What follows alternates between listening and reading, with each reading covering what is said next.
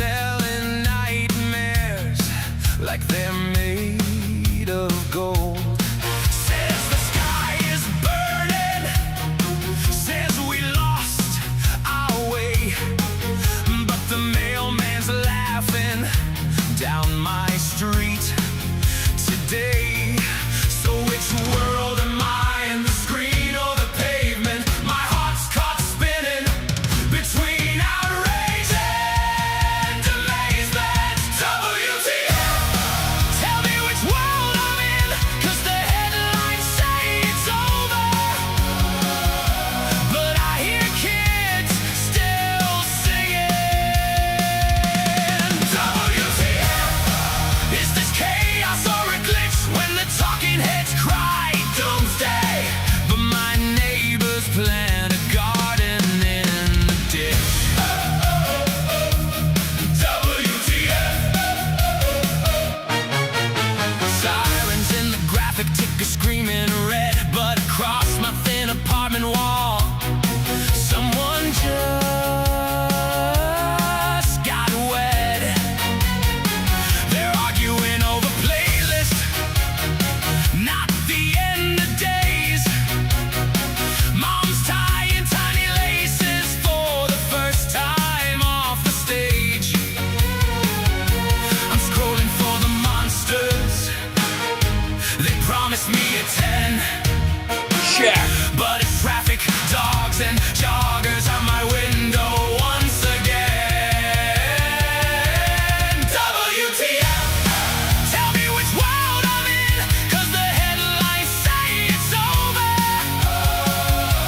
but I hear kids still singing. WTF, is this chaos or a glitch when the talking heads cry doomsday, but my neighbors plant a garden in the ditch? WTF. They sell us fear in high def, every hour, every breath, but the Check. bus is still on schedule and the old man beats the chest set to death.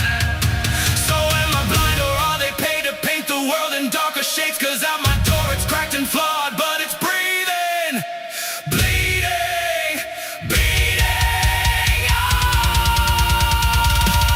WTF, tell me which world I'm in, 'cause the headlines say it's over, but the playground swings still spin.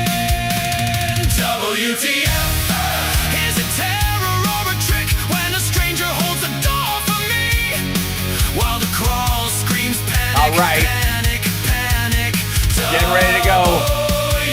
WTF, screen goes black, sun breaks through. If this is hell, it's got barbecue. WTF, guess I'll walk outside if the world's on fire, on fire.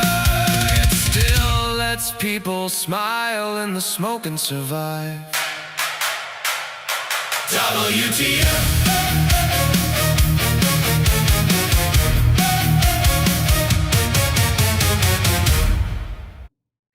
Right on. Let's hold on. Let's be joined. Good morning, everybody. Welcome to the show. It's Hal Sparks Mornings Mega Worldwide. Like, subscribe, give a thumbs up, support the show. The greatest live stream in the history of live streams. You're welcome. I feel your gratitude. I feel you're being glad to see me in this age of nutty kookiness. I've definitely created a little, I wouldn't call it a side hustle, but just like my own pressure valve that excellent, no problem, Andrea. The wonderfully talented and intellectually beyond capable and terrific all-around American Richard Chu is going to be joining us in about 15 minutes, and then Philip Bittner will be with us in the second hour. Today's afternoon show will be pushed a little bit, about an hour and a half, due to circumstances around the current unpleasantness. So just as a heads up. And but my side thing has been just like cranking out stupid AI songs while I'm just musing on the idea. And I was like, a pop metal song with orchestral backing titled WTF, about someone watching the news and not recognizing the world they see out their window, that the news is all horror and sorrow, and outside on the street, the people are living their lives. And so I was like, okay, let's see how that turns out. And there were two versions. That was the first one. This is the second one. I'll just give you a taste of it.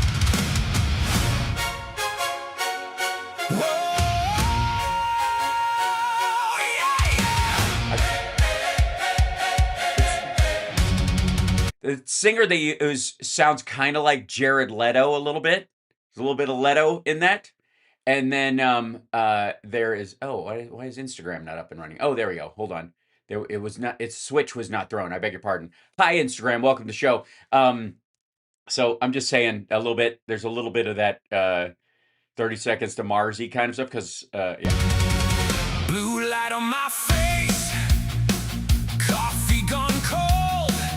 There's a big thing about coffee in this thing. I don't know what it is. Maybe it's because I'm doing this mostly in the morning. There's always a lyric about coffee. I guess maybe it's because I'm contrasting normalcy, and that's its idea of what normalcy is coffee.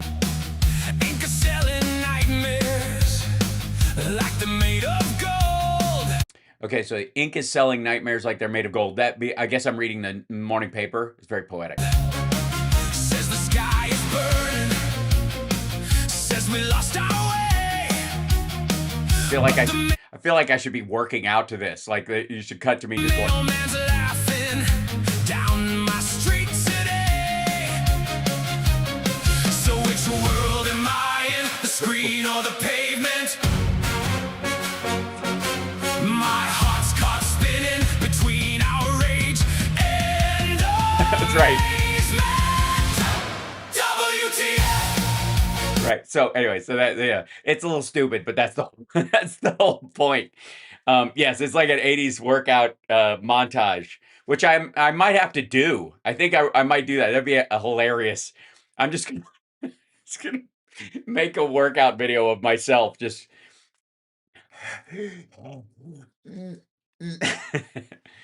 Yeah, totally montage '80s music. Now, I will say that there is I guess a pressure valve ahead of. We'll be talking about this with our dear friend Richard Chu. Trump's remarks tonight about how he's going to. We're basically done, but we're going to keep going.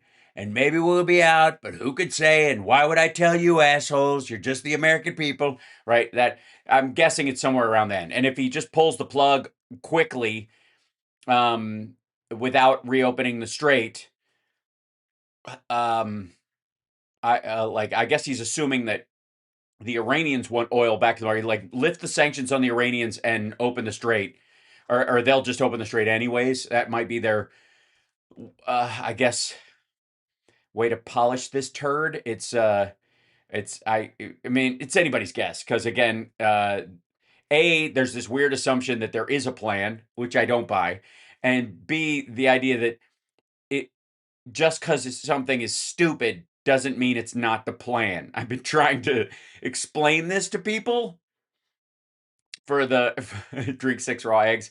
I do. You guys know I do. You've seen me do it. I've posted it on Instagram before. I usually do 5 eggs because it's just out of it's one of the reasons why that caught on. 5 eggs. That's why it's why that caught on because that's I that's how many I put in my glass. Yeah. So there you go. Anyways, so in the middle of all this just horror that's going on the planet, there's a gift that just keeps on giving people, and I'm excited about the notion. It's this little business right here. Let's see if this is framed up. Yeah, Noem's kinky bimbofication husband threatens to tell all. You don't say. Threatens. Well, one, I don't need to hear all of it. I really don't. I get the gist. I don't need a book. I don't need like. And if you mean about the people that maybe leaked on him or something, which again, this is oh god, it's such a double entendre hell to find ourselves in. It's that It's like I said, until I was on Queer as Folk, I had no idea how rude the phrase "Do you mind if I squeeze in behind you" was. Um, so, uh, so Noam's kinky bimbofication husband threatens to tell all. Now that I gotta say, we need to keep a leaderboard. I think of of headlines no one on the right thought they would see when Trump retook the presidency, right? I mean, $5, $8 gas, that would be one of them. I guess war in Iran, regime change is the goal, those kind of things. But right up there with them, mass deportations not happening. The White House tells people to stop talking about mass deportations because it's unpopular with the group they need to help get control of the House and Senate. There's more like a headline and a sub headline, so that it fills out the story a little bit. Never mind. Anyways, this is one of those that I was like, yeah, it seems like an April Fool's joke. Oh dear. Christy Noem's husband has said he intends to share his side of the story. Ugh. After photos leaked of his secret cross-dressing life. When approached, which is, by the way, my least favorite 90s dramedy. When approached for comment about the photos, which showed him wearing huge fake breasts while speaking to bimbofication fetish models online, which again, another series of words I don't think any of us had on our bingo card at all. Brian, sorry, I keep saying Byron, I don't know why. Brian Noem, because he spells it Brion, told the New York Times, I will at some point. Today's not the day. I appreciate your heart. Huh? What? You appreciate you appreciate their what? I appreciate your heart. That's a very odd sentence. It sounds nice, but it also sounds kind of BTK. Yeah. This is the this is what was on I think the Post. Mr. Gnome's fetish files. I don't know why this part is jailed out. They like added that picture to the montage and took it out. Um, his relationship with his wife and her relationship with her boyfriend and their flying fuck palace. President Trump's former Homeland Security Secretary was the subject of rampant speculation even before the Daily Mail published a bombshell report on Tuesday revealing his fetish for dressing up in comically oversized breasts. Now, now. I'll be the judge of what's comically oversized. I don't think he intended them to be comically oversized. I think that's your reaction to it. It's my reaction too, but that doesn't mean that that was his. This gives the intention that he was playing he was at a fancy dress party being silly, that this was a Monty Python sketch or a Kids in the Hall stunt gone awry. It ain't. He didn't mean it comically. And he did, and I argue with the word oversized as well. I think that's his thing, and he thinks that's the perfect size. He clearly thinks other breasts are undersized, which is also has to do with my other favorite quote in the story, which is, let's see, where was this? Where he was asked about this. Sorry, oh God, I'm sorry. Where is this? Where is this one? No, this one.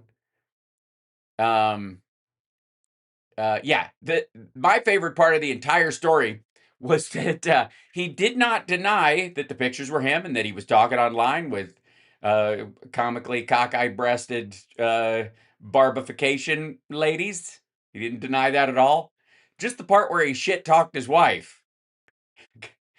He made, and by the way, I'm, you know what? Again, I have to be completely fair. I don't know that he's shit talking her. It just says indiscreet comments about his wife. So he could have just been sharing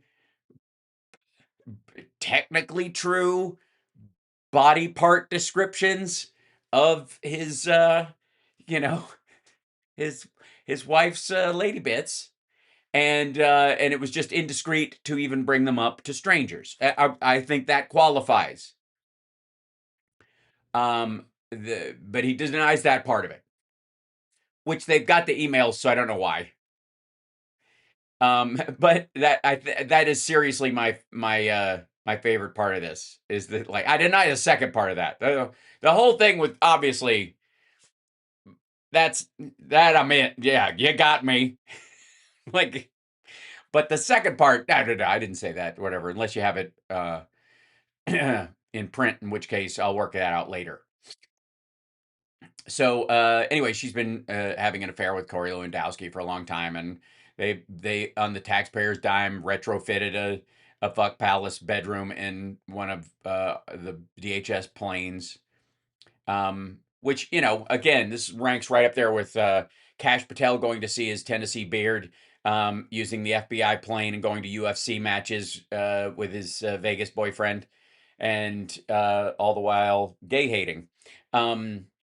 So I think the tough part as a Democrat, as a peace loving, live and let live kind of a liberal, that I think there's a difficulty in talking about this stuff because on the merits, it either falls into don't care, none of my goddamn business, or you do you, boo.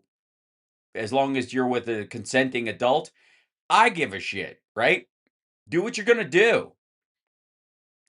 That said, I think the part that stands out and why it draws so much scrutiny, and we, can make a joke about it, is because all the while they are engaging in stuff like this, they are denigrating other people who engage in stuff like that, or even worse, gay people who are in monogamous married relationships are somehow lower on the totem pole of family values than they are. And to that, I would say, get the out of here. It's fun to be gay. Let's party like we're movie gay. Fronts and don'ts and bests and So- wrongs. Whoa, I love that feeling. Zipper hoods have got the goods. Owie, owie, oh. Fronts and don'ts and bests and And you know what? And listening to that song and thinking about that and thinking about the uptight people on the right, maybe we've been listening to this quote all wrong. Keep an eye out for the end times. Maybe he's talking about a different end. Hello. Look out. potatoes and chicken. I'm sorry. I did like that's if you're looking out for the end time, just be They don't careful. like the gas. I know that. That's very true. So, anyway, so yeah, Christy Noem has long been rumored to have an affair, and some of Brion Noem's family members were previously quoted saying it left him feeling humiliated, even as he felt obligated to stand by his woman. Drag hater Ice Barbie accused of knowing about kinky husband. That's a good one. I think that we're all sitting at, like, I guess fucked up, self-hating, sphincterized right winger bingo. We're all sitting here with our bingo cards in front of us, going, nothing. I don't have any of these numbers. This is what the hell am I supposed to?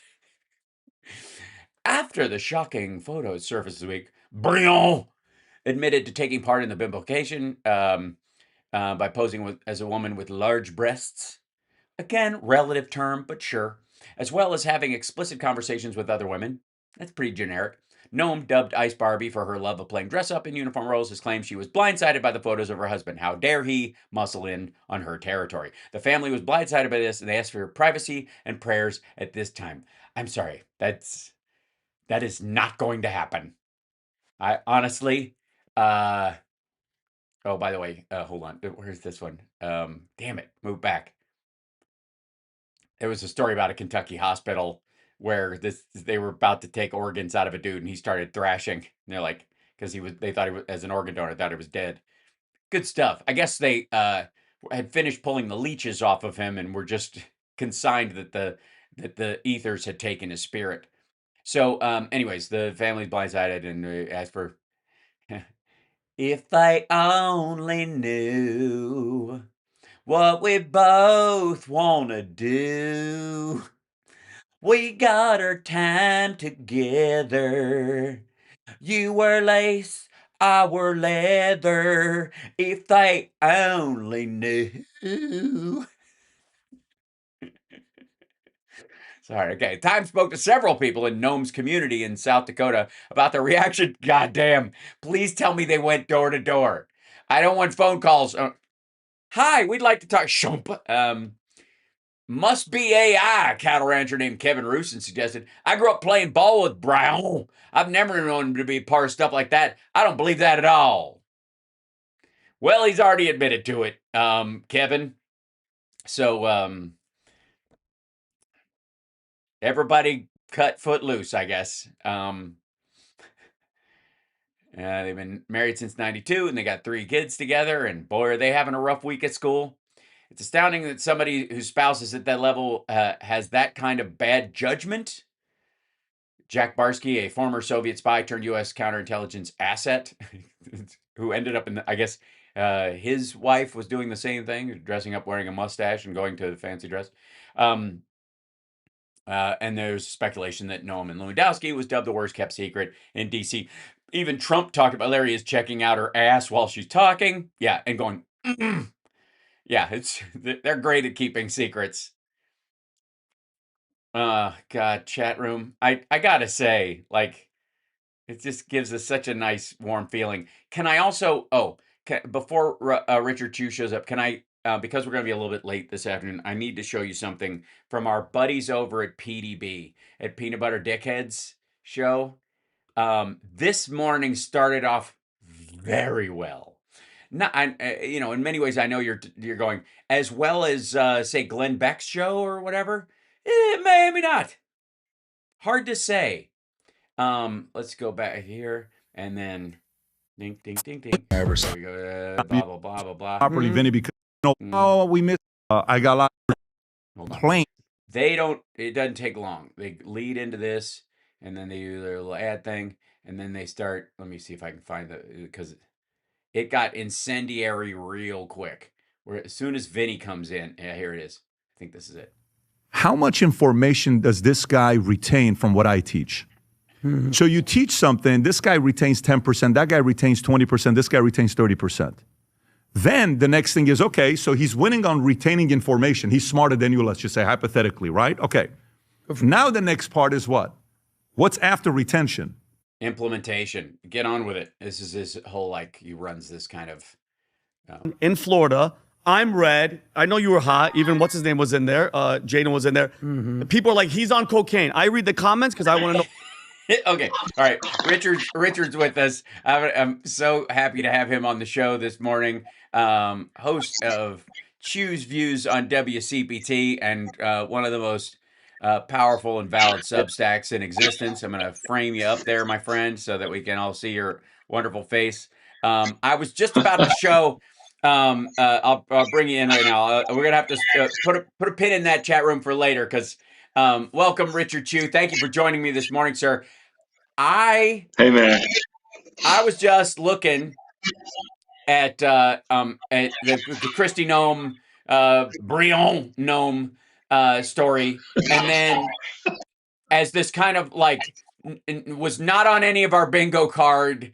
And I don't think it was on any of MAGA's bingo card, along with, by the way, high food prices, high gas prices, no mass deportations, a failure on so many fronts, a new regime war, a new Iran war. It's almost like Trump is teeing up, you know how he always adds when he's got a number, if there's 10,000, next time he talks, it's going to be 12,000. Next time he talks, it's going to be 15,000. Unless he wants it to go lower, in which case he starts going below zero to the point where you owe the pharmaceutical, they owe you drugs or some point. Right.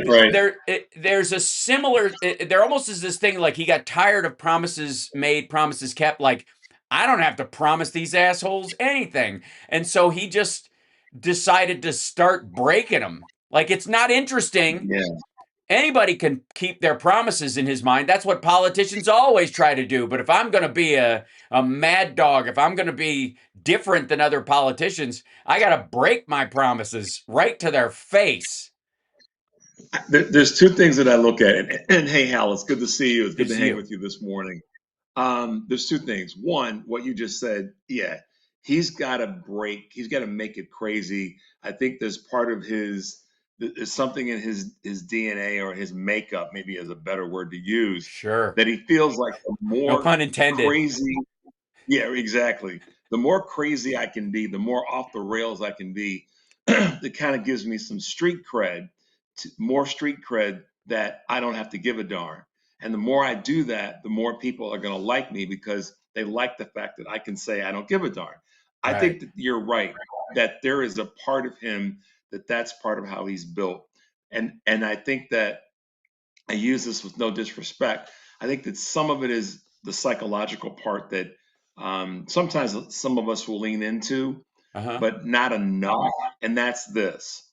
I really believe that Donald Trump is exercising the demons that were hoisted on him as a child and a young man. I don't know this, I wasn't there, but I have to believe, as much as I know about psychology, and sociology, Uh-huh. that Donald Trump was abused in some capacity when he was younger. And in who it was and all that is not so much irrelevant, but not specifically relevant to where we are. I think Donald Trump was abused, maybe verbally at minimum, certainly psychologically, maybe physically, maybe sexually, because he's manifesting all of those things real time on the rest of the world, not just his family or his circle or the country, but the whole world, Mm-hmm. because it's beyond reckless behavior. I mean, reckless behavior. I'm really gonna throw some stuff out. Reckless Sure. behavior was Tiger Woods this past Friday. Sure. That was Sure. reckless behavior. It was Right. stupid. It was irresponsible. It was all that. But I don't know if Tiger Woods was abused necessarily to the point where he's going to try to put his abusive past out on the general world. Right. Donald Trump is textbook of that right now, and it doesn't matter what the scenario is, Hal. Mm-hmm. And I think that more conversation needs to be had about that rather than just Donald Trump is crazy, he's off the rails. I think Donald Trump is manifesting his earlier life abuse I into real time now. And I think that's exactly what a good person like yourself would say about another human being who's as crappy as this. And let me start with, I totally Thank agree you. that there are definitely um, circumstances where a good portion of people carry on abuse. That abuse begets abuse, and we're aware of this psychologically. And this is, unless there's an interrupter in it. Wealth and Right. privilege oftentimes are those pattern interrupters, and where they carry on this stuff is usually out of choice and recognition that this is the way I can get my needs met. Jeffrey Dahmer, for example, never abused by his parents. His mother was insane. She was schizophrenic, but she was never violent towards him. It was just observational, and he never carried Hmm. out a hatred. He didn't end up like Kemper trying to kill his mom through surrogates. He fed his own fixations and desires that he had because of his own fixations and desires. And I think largely because of the privilege of the circumstance he was in. Upper middle class white dude in Wisconsin, didn't really have ice skate uphill, was left alone a lot, had plenty. And so you could germinate on these kind of things. And Donald Trump is, I think, more in line with that than anything else. I don't doubt that his parents were cold and that he didn't develop a close connection to other people. But I do know that my rule is, if you're over 30 and you're still blaming your folks, you're the one reigniting that fire. And Yeah. especially if you don't believe it's wrong. He came to the Right. conclusion after all this, not that I'm afraid if I open up my heart, I will be beaten, for saying I love something or I like something. The man never wanted a pet. It's not like his mom took him out and shot it like Christy Noem did.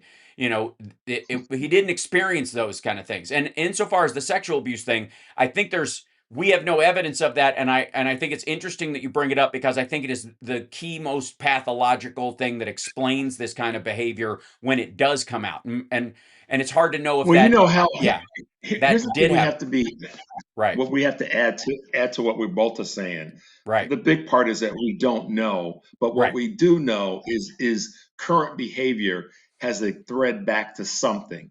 And whether it was, because see, a lot of times when it comes to something like sexual abuse, one of the first things that we go to is, was it which parent? And a lot of people don't realize that some of the largest sexual abusers are mothers Yep. of Right. their children. And then Yeah. people, because see, it's uncomfortable to now. Let Because me it press comes in a pause. different form a lot of times, but it's, you know, and I Right. mean, hey, look at like Psycho, or if anybody read Red Dragon, the Harris Hmm. novel, and the you know, where it's the abuse was shaming and violent, as opposed to Right. you know, like sexual pleasure of the mother. It was that she beat and shamed, like Right. right, You being, yeah, you being a boy that gets an erection, that's, they shame you for that, and right. it manifests into so many other things. But here's the point I wanted to make about that. We One of the things that I think that we have to be willing to do is to challenge and you do this all the time, Hmm. but more people need to do this, and that is to challenge the unspoken so that we can get to the core of why there are problems that exist in all of Sure. us. And so I'm being the part of me that you first acknowledged about being, nice and cordial about what's gone Hmm. on with Donald Trump and where we are today. That's one side of me.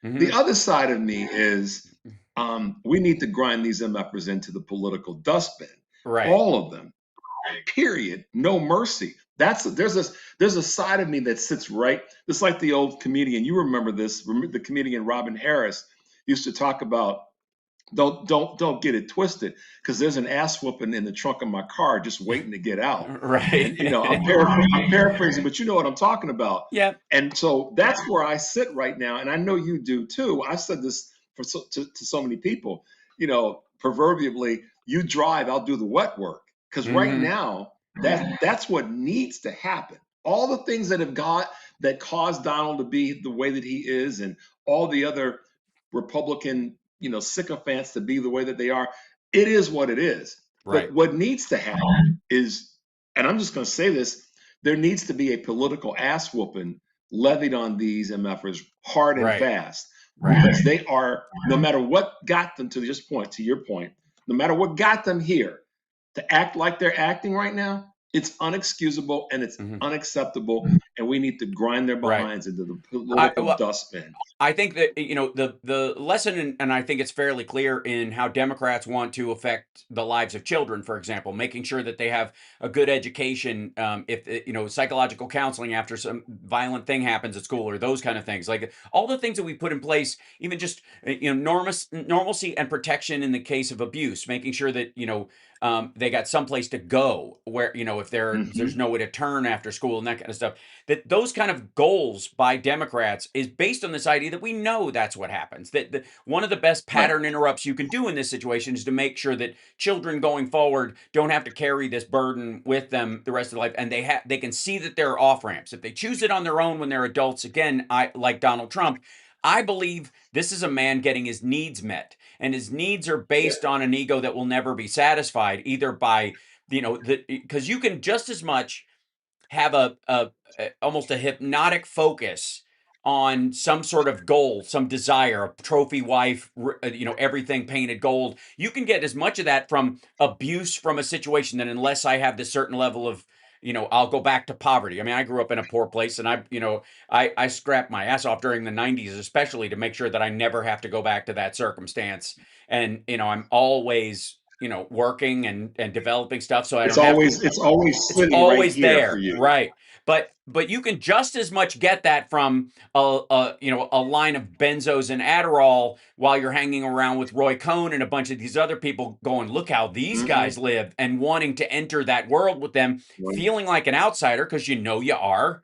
Most people Yep. are, right? And then once you get in, you have a pathological fight to never go back to that stuff that can be violent, you know, that can be. And it wasn't the money that wasn't that he. I mean, it wasn't because he wouldn't have the financial access. It Mhm. was the character access. It's the whole Right. thing about why, you know this as well as anybody. So many people are drawn to this sort of mob, Mhm. be hanging around the wise guys, because their whole part of their whole shtick, frankly, and Yeah. it works, is to make you feel good about being around them because they view themselves as special. Right. And if we let you in, that's the whole thing behind being a made man. When Mm-hmm. you're a made man, you're part of something that somebody else can't be a part of. So you don't want to go back to being an unmade man, or in this case, being whacked off or whacked. I should say Yeah. whacked Right. up or whacked. I think they So happen in that order most of the time. But yeah, or you end up probably, like Pesci in a fucking cornfield, right? Is the idea, and and then right down the road from me. right, and so I I know exactly. I know. Hey, Hal, I know exactly where that supposedly took place. I mean, I mm, literally have driven within yikes. 250 yards of where that cornfield. Oh yeah, I know. Yeah. Oh yeah, yeah. Because this cornfield's in Indiana. Listen, I Hmm. get it. But no, man. To your point, and I don't want to interrupt your bigger picture here. We have. I think we have an opportunity. I Right. think that the opportunity, and we're taking advantage of it right now. I think folks like you and me and Stephanie and Hmm. Bob Hmm. and all the rest. I mean, I'm missing the names because I'm tired, but all the Understood. other folks out here that are doing what we're doing, we have an opportunity, and the opportunity is to keep doing the simple thing. Eric Grant, who is the host of the Family Meeting on WCPT, talks about this all the time, and that is we have to remind ourselves to do the simple thing.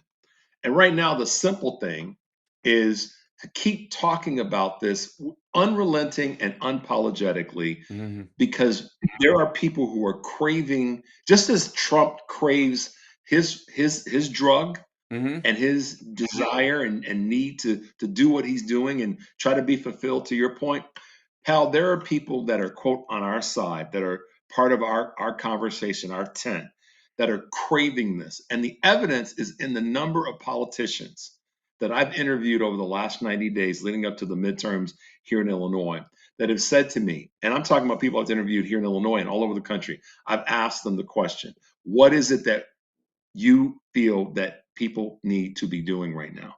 Hmm. And what are you hearing on the campaign trail?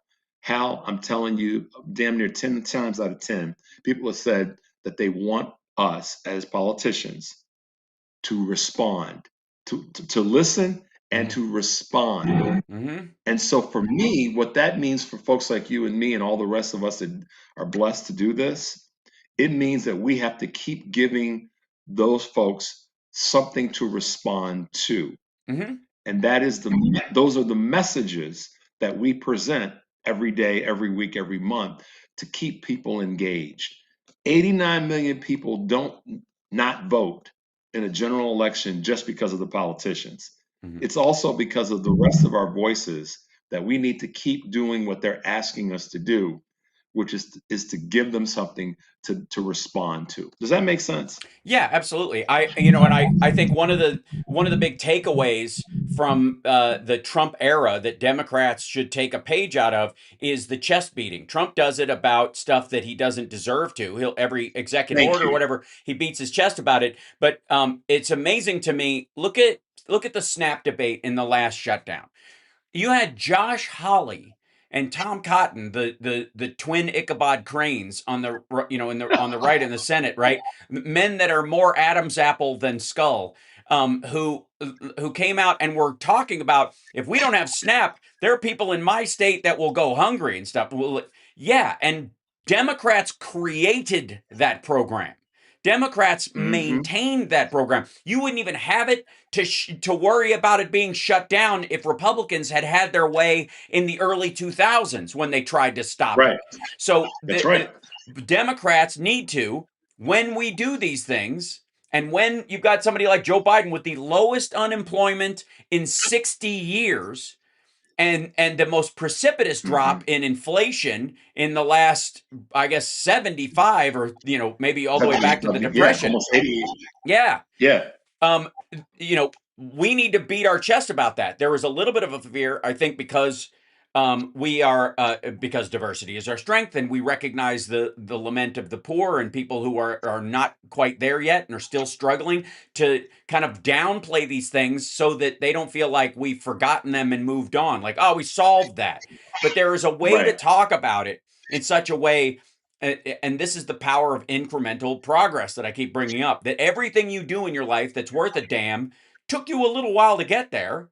Yep. And the building of that foundation, because it took time and you maintained it, is more resilient than, say, Trump and his executive orders or the big dumb bill that they put Yeah. forward, which 60% of it will be wiped out by the next House and Senate if there's a president that will sign the bill. Period. Especially Yeah. the ICE stuff that everybody's concerned about. Does anyone think that a Harris presidency with the House and the Senate wouldn't put body cams on ICE and would have never sent them down the street in the middle of Minneapolis like a North Korean military parade in the first place? Or that we'd have That's right. snatched the leader of Venezuela? Or that we'd have a 3 battle group armada outside of Iran just peppering the country with bunker busters right now? It's absurd. But Democrats have a responsibility to go, when we're in charge, the economy does better. We are more peaceful. Joe Biden got us out of Afghanistan after Trump ran on it. As rough as it was leaving, everybody knew that. That's why they didn't leave, and Joe Biden did That's it. right. Obama got rid of We more. we don't do a good enough job, and this is a No. critique that we have to take as a critique, and then say, all right, now how do we take that and go forward? We want to encourage. I believe we need to encourage our folks running for office, Hal, and those that are holding office, and all the other messengers on our team in our camp, to start to preach about the good that we're doing, and Yep. not just keep playing defense about the bad that they're doing. We got to do both. It's Yeah. this unique time where we have And- to walk and chew gum at the same time. And I will which add, is yeah, go ahead. I want to add one You more go. thing on that, which is just, and proudly talk about the stuff that we've done that people rely on that wouldn't have happened otherwise, and that we do have a history of good work. It isn't even about like, if we get in, we'll do this. Like, every time we get in, Here's we do what we this, did. we've done this, and they dismantle Yeah. it. And if you think there's no difference between the parties, here's why there is. Yep. Let me show you exactly. And this is what's crazy, Hal. And I know you go through this too, and pull that beautiful long hair out in the process. It's like it's a fairly easy message. It is fairly. Here's what they've messed up repeatedly. Here's what we've gone in to do to fix it repeatedly. Here's what we're going to do this time, and here's who and how it will benefit you. It's a very simple message, because if they want to use data, the data is there. Right. I've been saying this for months. You have been too. Laundry list that stuff that we've already done and how it's impacted your life or their life. And so we have to keep pushing, I believe, that narrative to our leaders and those who are running. Start talking, not October 31st, but how about April 1st, of all the stuff that we've gotten done. And here's the other cool thing, and I think you might be alluding to this, not just in Biden's administration, but hell, let's go back to Barack's administration. Yeah. Let's go back to Bill's administration and say, look what Bill got done. And then they try to tear it down. I mean, go back to Carter. Hell, look what Carter got done. Reagan tore it down. And use that as a historical sort of boom, boom, boom, boom, boom. See what happens when we're in charge, where we get done, and we're going to do that again, and y'all will benefit from it. I don't think it's that complicated, but some of it, and I wanted to ask you this question: do you think that Democrats? Let me rephrase that. Do you think that the elected officials that are Democrats are they've got the wrong people in the room advising them on not only messaging, but what the directives should be? Like, two other guys, and I'm propping you and me up for a minute. Yeah. Two other people that have been political voices or strategists for a long, long time, and then cats like you and me who roll into that meeting and saying, no, that ain't gonna work on in parts of Kentucky. This will work. That's not gonna work on the south and the west side of Chicago. That's right. This will work. I think that there needs to be that kind of clarity and in the room at this point. And I'm not just saying Hal and Richard, but only using us as examples because of where we come from. Right. I think that if they can sort of humble themselves to let that be in the room of messaging, that it's going to Absolutely. make a big difference. What are Well, your thoughts there?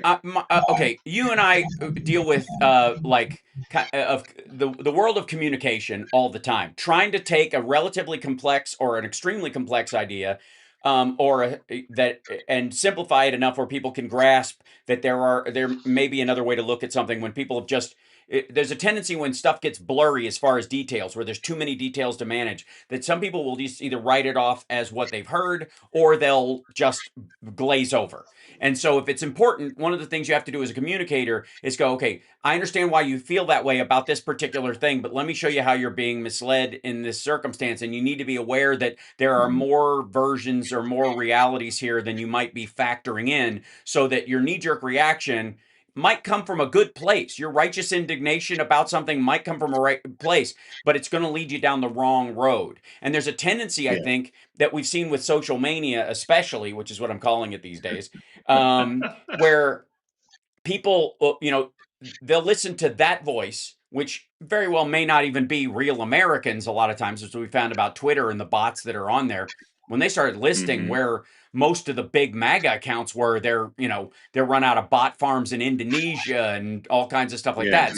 yeah, So it's very stark that you can recognize that. The important thing for us is that a recognition that a representative government, that democracy, what we actually believe in, has to represent everybody's concerns, if not their solutions.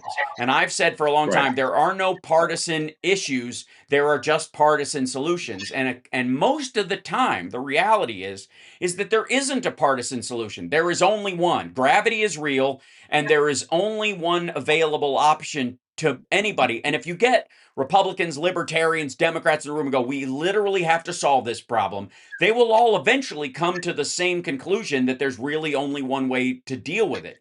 Right now, Yeah. and that is so true that if I do say so my damn self, that Republicans have defaulted to disagreement over the existence of the problem itself as their only fallback, because they don't want to be seen as agreeing with Democrats or anybody else.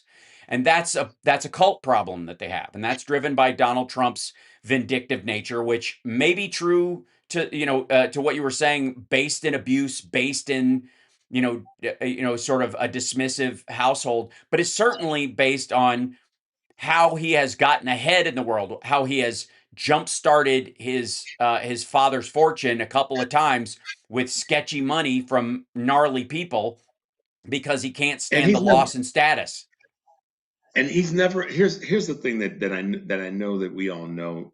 We've Hmm. known it for a while, and the acknowledgement is a whole nother conversation. Right. But Donald Trump has never really been Mike Tyson. You know what I mean? Punched in Right. the face to the point where, you know what I mean? You have a different. He hasn't. He Right. really hasn't. Yeah. There's Yeah. always been a safety net there for him, and it starts with money. It also starts with access, Hmm. and that hasn't actually happened. And the punch in the face that we sort of thought we delivered with the 34 convictions, Hmm. and that didn't hold up. And so sometimes I ask this question. I mean, like, Hal, this is not meant to offend anybody that's not a male. Hmm. But I ask the question, like, I see some of these guys in the Republican Party that are just acquiescing, walking around touching their toes all the time. You know what that means. Hmm. And not being like If they if weren't I were. selling masculinity at the same time, it wouldn't even be an issue. But the idea is that they beat their chest like alpha males, and then But then they bend to the ye- will of somebody that's not an exactly. alpha. Is that thank you for cutting to the chase on. Is that the craziest? You know what? Because I'm Yeah. like, listen, I'm not the male toxicity bravado dude, but you mess with anybody I care about. I will promise you this. If I found out Yeah. that some guys tried to roll up on you and take advantage of you, 5 guys to 1, I'm on the next plane and I'm Right. bringing a couple of my boys with me to wherever in the hell you are. And it's going to be some scenes out of Pulp Fiction. I'm not Uh-huh. exaggerating. Yeah. I don't roll I'm like with that you. 24/7. So when I look at the guys that are in this mix of political um, leadership or elected from the right, and I'm not going to talk about the Democrats. I'm talking about the folks on the right because they got the Yeah. power, they got the levers right now. Right. I would be like, no, no, player, you're not going to treat me that way. I don't care who you are, Right. because I got to have my own dignity and respect that I have to maintain. I got to go home to my wife, my Hmm. children, my grandchildren, my nieces and nephews, my boys. Like, I can't roll like that. And I don't care how much information that Donald Trump has acquired secretly on what I may have done in my past that wasn't perfect. Hmm. I got stuff on you too. I'm coming after your candy shop. And I Yeah. don't see that from any of the guys, period, Well, in is the that a Republican fact? Party. Yeah. Well, that's a factor of the sort of cult like, chimp hierarchy that they operate under, because there is no shared respect in that circumstance. And that's one of the things Yeah. that you cannot have self-respect in the face of Donald Trump. If he tosses an insult your way, you have to absorb it, which, again, in deference, what you were saying earlier about not this being a completely, masculocentric concept or whatever, but it forces them to bitch out in his presence, to borrow the parlance. And in It doing just that, does. that becomes a pathological thing. And then you see those very same men have to carry that abuse on elsewhere. It becomes a pattern Right. behavior, like you're talking. He's their daddy. They even refer to him as daddy's home and all that kind of stuff. And so they've got to take daddy's whooping, and then they become like the kid at school who, whose father beats him, and then they carry it out on everybody else. It's that pattern My in position would be, adults, though. my, my position would be like this. Like, someone says, well, if you go up against Trump, he's going to primary. I'm like, bring it on. Because Yeah. every time I'm coming after him. It's where I would be, I'm going to talk about his wife. If Right. you go come after me, I'm talking Hmm. about your wife. Your wife used to be the H word. And I'm coming after him that way. I'm coming after his children, and politically, I'm doing it. And Yeah. it Not just physically. Right. Yeah. boggles my mind how, when I see this, I'm like, Well, look, and Ted here's the other Cruz. part. Ted Cruz, the primary Like, example of what you're talking about. Right. That whole, yeah, like there has I would have never shut been. Donald down. I would have, Right. that point when he Who came after puts my up with that? family like that, I would have been like, dude, listen, man, let me It's talk about the nonstop. Right. It's and and nonstop. and and then, and here's the other thing too. Again, not to make this a toxic male thing for the ladies that are listening, I call it but tonic if you come up, masculinity. thank you. If you come after Yeah. one of my guys or my gals, no disrespect, I'm coming after your ass. Right. I just Right. am. Yeah. I mean, if politically Right. Donald Trump was coming after somebody that is in the party, and he's doing it the way that he's doing, I'm like, hold on a second. You don't get to do that. I don't care that you're president. Right. Part of the decorum and the respect that you've run over, you don't get to do that. And this Well, is you throw where it out. this That's is him throwing it out. Like it's not even about whether you're giving it to him or not, whether the office of the presidency deserves it. He has literally thrown it away. He is dismissed with the right. idea that there should be respect for him while he's in the office because of your respect for the office. He has separated himself from all other presidents, Republican, Democrat. It didn't matter, Whig or, I don't know, pig and moose party, whatever. We're going all the way back, right? That he is separated. Like 47 years everybody's wanted to do this, and they all told me they did, and I'm different than them. So he's saying, Republican or Democrat, it doesn't matter. I am different. I am above the office of the presidency. I am special to it. And with that, okay, well then all bets are off in how we talk about you and yours. And Bingo. I think there's a very different thing about talking about, say, Barron, who came of age during this, who I still view as a child, even though he turned 18, because he came up under this weird window. And a lot of, like, I've seen enough child stars screwed up by, fame and attention to know that this is a psychologically messed up situation to be in that could possibly bleed Hmm. over. So I'll give him a wider berth. In the same way that when you're talking about, recognizing the abuse that Trump may have suffered at some point, I give a wide berth to Nancy Mace. I don't like her. I don't like her politics. I would never vote for her. That's not the point. But at least in my estimation, for who I want to be as a man, she says she was physically abused by her ex-husband, filming her without her consent, bringing his friends over, getting them, her drunk and them taking advantage. She was unconscious while they had sex with her, all that kind of stuff. I'm going to take her to her word until the lawsuit happens or the point in court happens where they prove her to be a liar, because Right. that's the deciding factor for me. That said, these are amongst the Republican Party right now. This sort of cowed follower aspect of who they are is the most daunting thing that they're carrying into the midterms. And I think the two things that you and I both drawn on in this last little bit is that Democrats have to be better at beating our chest about our successes, not just what we're going to do, but what we have accomplished. And what's crucial in those accomplishments, that even Republicans were complaining when the funding was cut. Yeah. Right? That's right. That's right. So I want to address a couple things in the last few minutes that I have you with me in here. Is that tonight the president is allegedly he's going to give an update on or not on what we are gonna or not gonna do, or we're eventually gonna do that we haven't done, or that we're gonna stop doing, that we're gonna start again in another 3 months. God knows, right? Like under normal circumstances, the president would come out and say something, have a meeting like, oh, this is important. Osama bin Laden is dead. There's a turning, the ACA is passed, and therefore, right, there are these moments, and then, the rest of us, like, anything he says tonight could be, he'll tweet, he'll truth sinkhole something 2 hours later in the middle of the night, right, that totally contradicts it. So this is he's been talking about this ceasefire idea, that we got a ceasefire, which seems like the lead in for tonight. And Iran just went, that's false and baseless. There is none. He took to social media Wednesday morning to claim Iran had just asked the United States for a ceasefire. No, he did not. No, they did not. They did not ask for a ceasefire. That did not happen. I'm fairly comfortable saying that did not happen.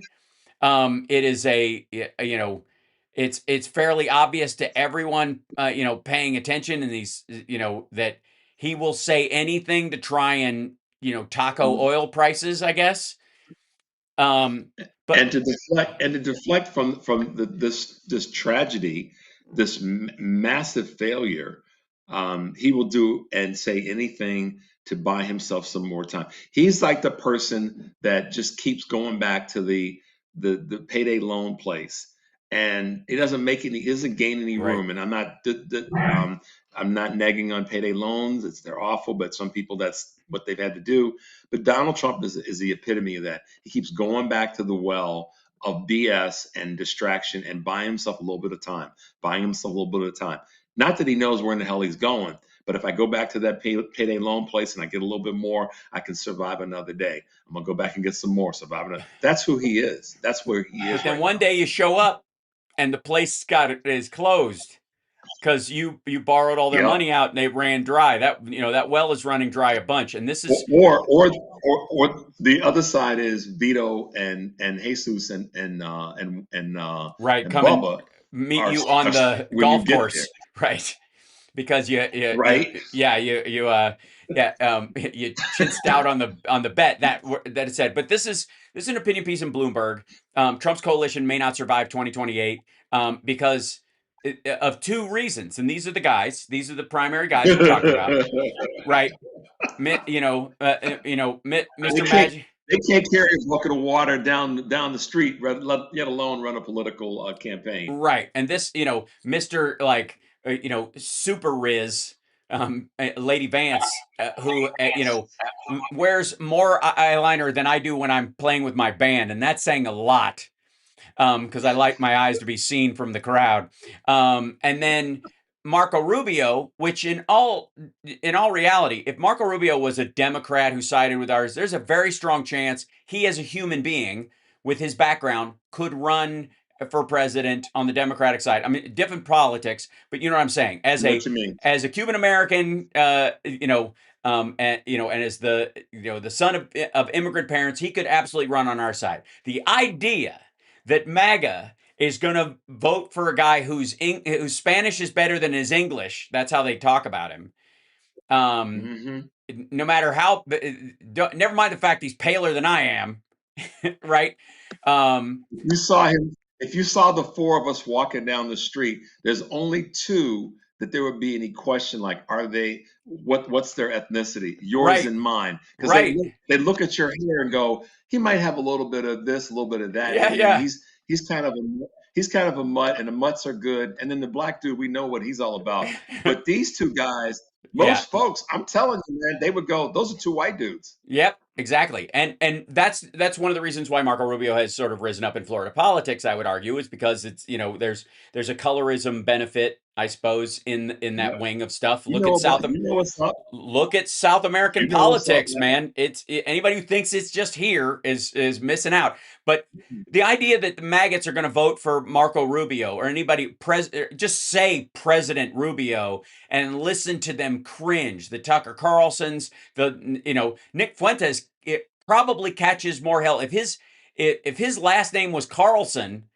Nick Carlson would have gone a lot farther. He'd have gotten in the door at TPUSA, I bet you, with the Oh same yeah, yeah. views and the same bullshit, right? And then, Lady Vance has his own, burden to carry as just being a human milk dud, just walking around disappointing everybody everywhere he turns. And they know it. Of course they know it. And they're afraid that like Newsom will be the front runner, and he'll have whether it's Whitmer or somebody like that in second place. Like we're trying another bite at the apple to get people used to the idea that a woman should be a heartbeat away from the presidency, and it's not that big a deal. And then if she runs after that, then we got what we have achieved what we've been trying to do for a long time, which is equality in leadership as well. And that's what they're petrified about, but not enough to like come out of their house for this guy or vote for the whitest brown dude they've ever seen. Mr. Pasty Brown. Listen, Yeah. I'm gonna say something real quick on that. I think I'm gonna say this now. There's a lot of people on our bench that are good. Yep. I mean, honestly, Hal, you and I could run VP and president, and we would we should whoop their Yep. behinds. Agreed. If those two were the ticket, we should beat them down. But here's who I think would be a great ticket. And there's a lot of mixes that we could come up with. I think what would be a really powerful ticket, and some of it's geographical in the design, but some of it's also just their politics. I think that Newsom and Moore, Governor Wes Moore, Uh-huh. would be a stone cold ticket because I agree. those are two guys that I feel will the same punch way about hard, Mark and Kelly. And I think that the only edge that Moore has on Mark Kelly is executive experience because he was a governor versus a senator. That's it. But you're absolutely right. Without a And doubt. we've got a great bench of people. And Mark Kelly is clearly positioning himself as a potential one too. He's laying out policy positions. He's laying the bricks. And I would argue Roy Moore's the same way. But it would be really difficult in the reality that we live in for Republicans. I meant Westmore.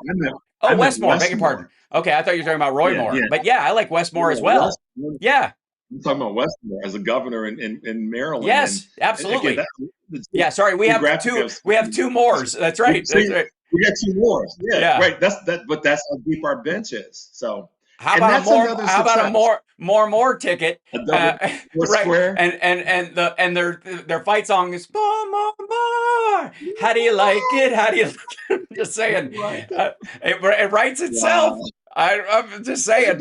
We might have stumbled on something this morning, my friend. Oh my God. Lord help us. Richard Chu from Chu's Views on WCPT. Thank you so much for joining me this morning, sir. I look forward to the next time I can be on your show as well. We'll make it happen sometime soon. I can't tell you how much I appreciate you as a human being. And I also want to say on a note to the chat and everybody that when I was going through the current unpleasantness around what was going on with my dad and the stuff that was going on, you reached out and I appreciate your loving thoughts, and it meant a whole hell of a lot. Unprompted, Absolutely. just being a good dude, and that's a consistent thing with you. So I greatly appreciate you, and I appreciate your voice, and I'm glad you're out there talking about this stuff because, like I said, between you and I, we can sheep herd these, we can sheepdog these people back onto the field a little bit and go, hey man, we're not in a lesser of two evils. The evil we're up against is extraordinary and unprecedented and singular to our time. That we're not playing around right now. We need it, and the only answer that really will be numbers, voters and people in office, and we got to do that work. That's right. Hal Sparks, brother, it's good to hang with you. You know I'm always in your corner, and I mean that. And you know I'm a phone call or a text message or an email away for anything you need. So stay strong, brother. I got you. Thank you. I appreciate that. We were at different we were at like separate No Kings rallies or whatever. We'd have crossed paths when I was in town this weekend, but the next time I'm in town, dinner's on me. Thank you, my friend. All right. All right. All right, man. Good to see you. Stay All safe, right. brother. Cheers. All right. All right. There he goes. Ladies and gentlemen, the lovely and talented Richard Chu. And I'm going to bring in our dear friend Philip Ittner, who's been waiting in the wings as well. Let me move this over here and do this little business here. And then, so we don't have, maybe this, yeah, I'll put it down here. That's the easier way, I think. And ladies and gentlemen, joining us right now from Kyiv, our dear friend, there he is, Philip Ittner. Thank you for being with me this morning. Appreciate you, and hello. Oops, do I hear you? Do we hear you? I don't hear you. I don't hear your mic. Your mic is off. There's not a mic. Yep. Oh, wait, hold on. It might be on my side. Hold on. Let me try this. There it is. There Okay, we yeah. go. Now There you you should go. hear me. There we go. Now we're good. All right, welcome to the show. Thank you so much. Hi, Philip. Hey. So obviously we're, everybody's waiting with bated breath on the ridiculousness that Trump will say tonight about whether he's going to end this thing or what, and it's almost like it's one of those things I put this right up there with I could end the Ukraine war with one phone call. Right, that he literally this afternoon was saying, or this morning was posting on Truth Sinkhole that, there's Iran has asked us for a ceasefire, as if there's anybody that could make that offer, at all, I suppose. Yeah, and I'm kind of also expecting a shot across the bow when it comes to NATO. I suspect he'll get a couple jabs in there. Right. Try Which, to gin up support. For leaving the alliance, or who knows? I mean, because he can't leave the alliance right. because of the 2026 ruling that you have to have 2/3 in the Senate, I Right. believe, to amend or dissolve that alliance, Right. which was, of course, done on purpose. Yes. So he can't unilaterally just say we're not in NATO anymore. Yeah. But I think I am anticipating him taking some pot shots Sure. and trying to see if he can get some momentum for that movement. He won't get it, and he certainly won't get it before the midterms. So we'll see. But I wouldn't be terribly surprised. I think he'll try and find some way of declaring victory or something. I mean, he doesn't. We talked about this previously. But he doesn't have the land forces to do what needs to be done. Right. He doesn't. I mean, we went into Iraq with nearly 200,000 men, and currently in the Strait, he's got what? He's got the first and the second MEF. About 15,000. Is it in theory? Yeah, the first Marine Expeditionary Force. I think the second Marine Expeditionary Force is there as well.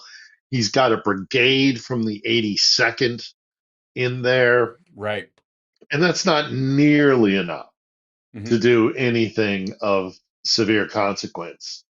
So, God forbid he does order something, a strike, some sort of amphibious landing or something.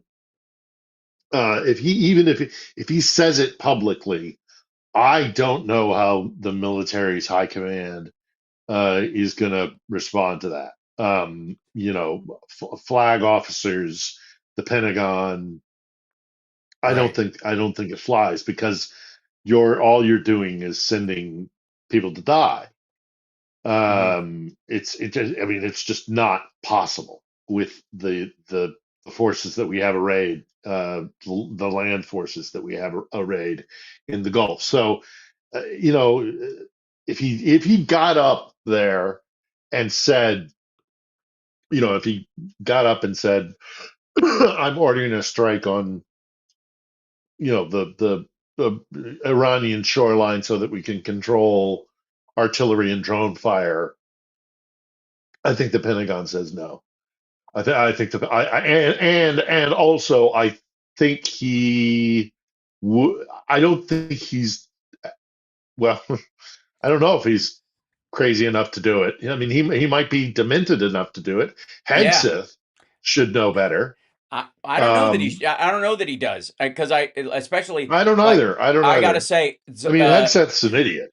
yeah, and he's been praying out loud a lot more, which to me shows somebody who is unsure about the tactical and strategic aspect of it. He's speaking poetically in terms of the people he's meeting on tarmacs and the sun setting behind them as he spoke, and stared into their eyes and all that kind Yeah, of shit. And that's what you do when you're trying to, I guess, shore up your position with prose.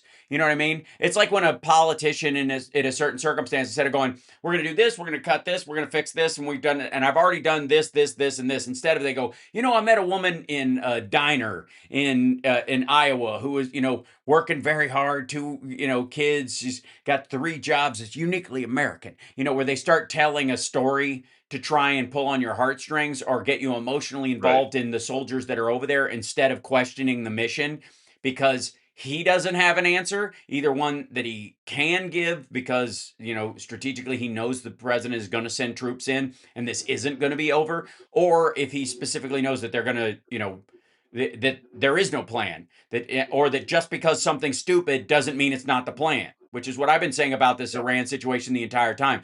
Like, everybody immediately censors like we're in normal times with this regard. But look at how the Russians must feel about what Putin's doing in Ukraine. There's no way he's going to go in there and lose that badly and lose 1,200,000, in 5 years, to gain a football field and a half worth of land. That's nuts.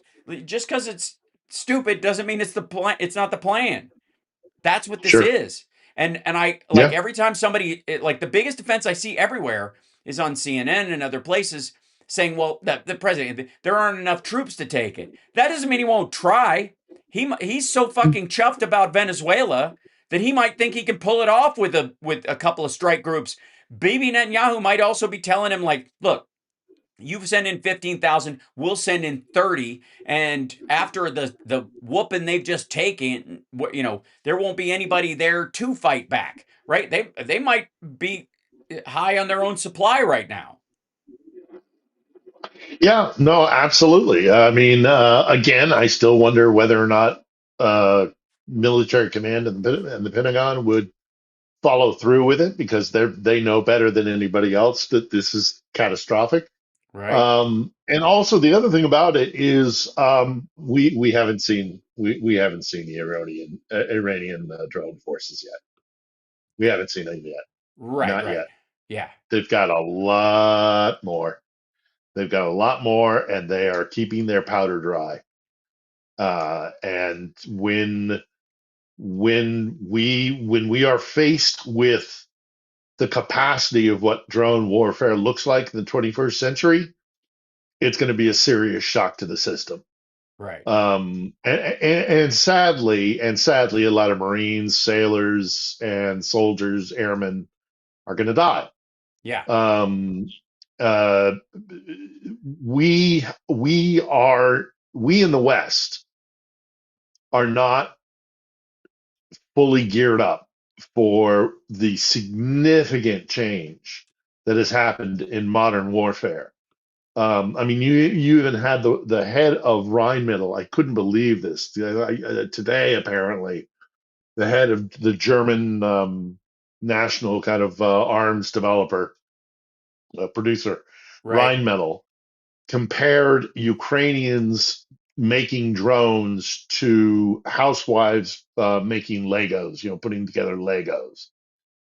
And you're like, okay, you're saying that because you still want the big ticket items. I mean, you Right. want the sale of more Leopard tanks. You want APCs. You want this. You Right. want Right. that. That's where your money's at. But to say that about Ukraine, I have been. This. I've Yeah. seen. I've shown what I have recorded over the last. Now going on into our fifth year. God help me. Hmm. I've been to more of these mom and pop Lego producing labs than I can count Right. easily. I Yeah. mean, I would have to actually go through my records and see how many times I've been to all these little labs. And it is mom and pop. It Yeah. is little groups of 8 and 10 producing tens of thousands of drones a day. And the Iranians know this again, this is another topic that you and I have spoken about in the past, is that there is a very small group of nations that have practical experience with this kind of drone warfare. I'm not talking about predator drones.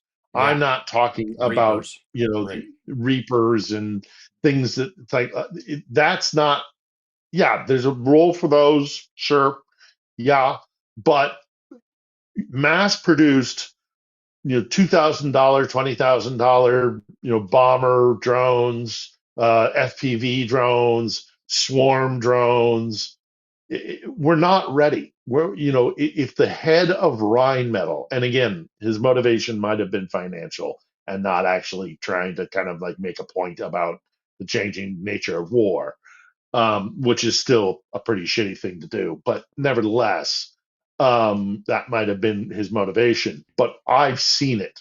I've been out there. I've Right. spoken to drone operators. I've spoken to guys who've been under fire by drones. I've been under fire by drones, not FPVs, but again, another number that I can't possibly surmise. I've been under fire from Shahed drones, you know, several times a night for months on end, Yeah. or along the front lines, as close as I can get to the front lines to talk to these guys who are doing these labs and producing these drones. That gets within Shahed striking distance, and it's unlike anything that we have faced before in war. And if we put Marines on Iranian ground, or if we put them in some sort of situation where they have to hold ground, or the 82nd, likewise, Right. all they're going to be, all there'll be is just targets. It'll be they'll you don't shoot down a $20,000 FPV drone with an RPG at the bottom of it with a million dollar Yeah. missile system. With part of your nuclear defense capability. Yeah, Right. yeah. So So. this whole thing is FUBAR, and if that's what he gets out there and announces tonight, I think, well, my Mhm. personal opinion would be there should be a revolt, and by that I mean a revolt in the sense of like resistance. No, sir, we're not going to do that. Go back to the drawing board. We're not. I mean, because the generals, the admirals, the guys in the Pentagon, body bags, Right. lots of body bags, and they know what that means, and they know what that looks like. I Right. mean, I used to, upon occasion during the Iraq War, I would go to departure ceremonies where they would put flag draped coffins in cargo planes for the flight ultimately back home. Right. Um, and it's no joke, man. It's no joke. And we have a generation of officers in the Pentagon, and yeah, some of them have left, and the Pentagon is a mess, and Hegseth, and they've done this bizarre vetting where they've done there are some true believer flag officers who believe, yes, we are actually at the beginning stages of Armageddon. It's a holy Right. war and all the rest of it. But I mean, the that's shit vast we heard from the majority of those Russians about guys, Ukraine too. So there's yeah, nobody is short on lunatics right now. We're all way over quota. yeah. So I hope that's not what he says. Hmm. Obviously, I hope the best solution in my mind is to to declare some sort of symbolic victory and just go home. Right. Just end it.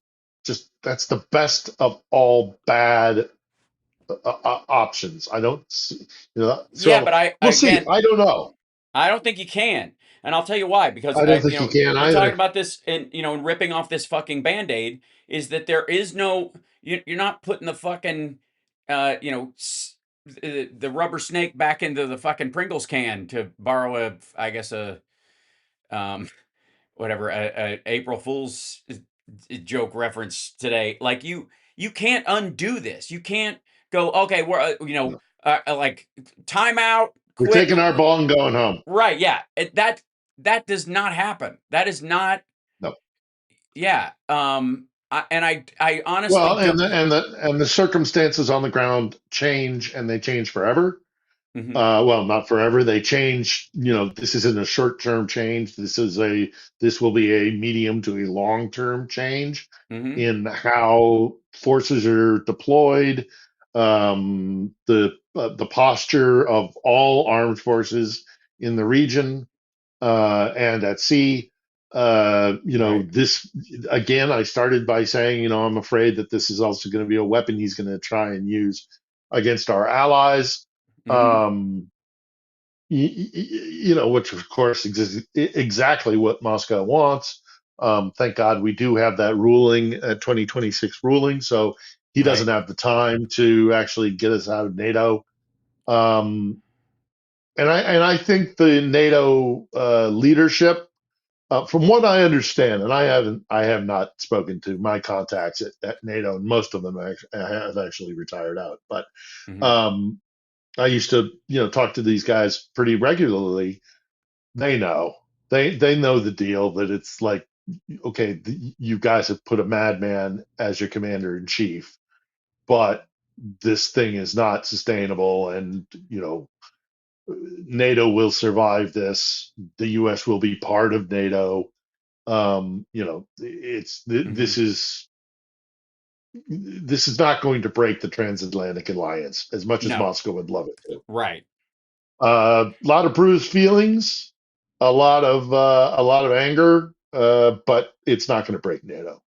Um, Well, and we'll see. We'll yeah, see. I mean, I think that's what he's trying to do. Maybe even just wear Yeah. down to the idea, hoping that if they get a Vance presidency in the next round, that they can kind of whip this out and go, well, we haven't had a great relationship with NATO for a long time. I think it's basically over, right? And then move in that direction if Republicans maintained control of the House or the Senate Oh enough votes yeah. to actually do this, right? No, there's tons of tactics you could use. Mm-hmm. That we needed you in this Iran crisis, and you weren't there. Even though NATO is a defensive military organization, not Mm-hmm. offensive, you didn't consult us, so screw you. Right. Um, you could get an American groundswell of, like, they weren't there for us when we needed them. You could do the whole, they're not paying their fair share. You could still try and pull that thing out. You could pull out the whole, why are we just instinctively the enemy of the Russians? Why do we have this antiquated alliance to protect against the Russians? The Russians are our buddies now. I mean, we see the world the same way, sort of thing. So Right. there's tons of tactics these guys could use to try and continue to chip away at NATO, but I don't think it's going to work. And Yeah, I agree. also because I don't think we are going to see a JD Vance presidency. So, you know, um, I And, agree. Yeah. and even if we did, he's a lame duck, and Yeah. Well, he yeah. still can't In he the, still can't overrule the 2026. He can't get 2/3 in the Senate to right. get to leave NATO. I mean, come on. Right. Um, this is it. Like the timing of this, you could argue that if they'd have done this part right after they bombed, and they went right back in and started this stuff, there would be a panic in Maggot Town. But this idea that we'll be out by Christmas, right? That there'll be this belief that, we're like, well, we finished it, we got the nuclear program, and Israel's going to hit some of the other things. So why, they've dragged us into this, so we better go all in and just, finish the job, right? This is the language from the Iraq War, right? Why not? Um, so my question, I suppose, is how um does it like, because you've seen this as well as I have, that if they start this and Trump's like, oh, well, we're getting out right away, the Iranians are going to talk shit for the next 6 weeks. Afterwards, we drove them away, blah blah blah. They're going to start arguing for their right to have a nuke.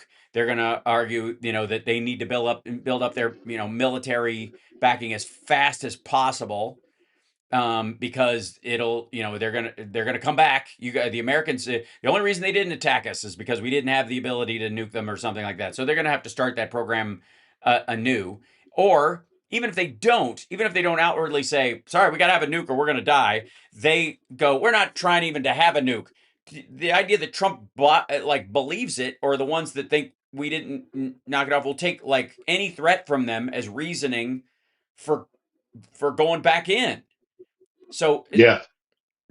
I just don't see how between now and the midterms, which is not that far away, you know, Trump, I think, probably sees his window as June at the latest for finishing this off, and really finishing it. I'm serious. And even if it No, required, if it means sending Marines in, he doesn't give a goddamn. no, no. So He'd have to send more. We'd see it coming. But Jesus, maybe that's what he's going to announce. right, right. Um, That we're sending uh, 100,000 troops in, and if they don't yeah, open the Strait of Hormuz, we're gonna, they're gonna be hit like they've never been hit before, like nobody's they've seen. been And unreasonable. It's their fault. They've been same unreasonable. We reason. demanded that they open up the Straits of Hormuz, and they haven't done it. You're forcing us. Mm. And look, And and since belligerents NATO always do this, and since NATO and the Europeans aren't helping right? us, we have to do even worse because they made us. If they were there to help us police the strait, we wouldn't have to send ground troops in. This is all their fault for forcing my hand in my war of choice. Ergo, another knock Right. at chipping away at the alliance. Yeah. Yeah, I mean, oh God, June. Go until June with this thing would be devastating. But yeah, I take your point. I think damned if we do, damned if we don't, sort of thing for the administration.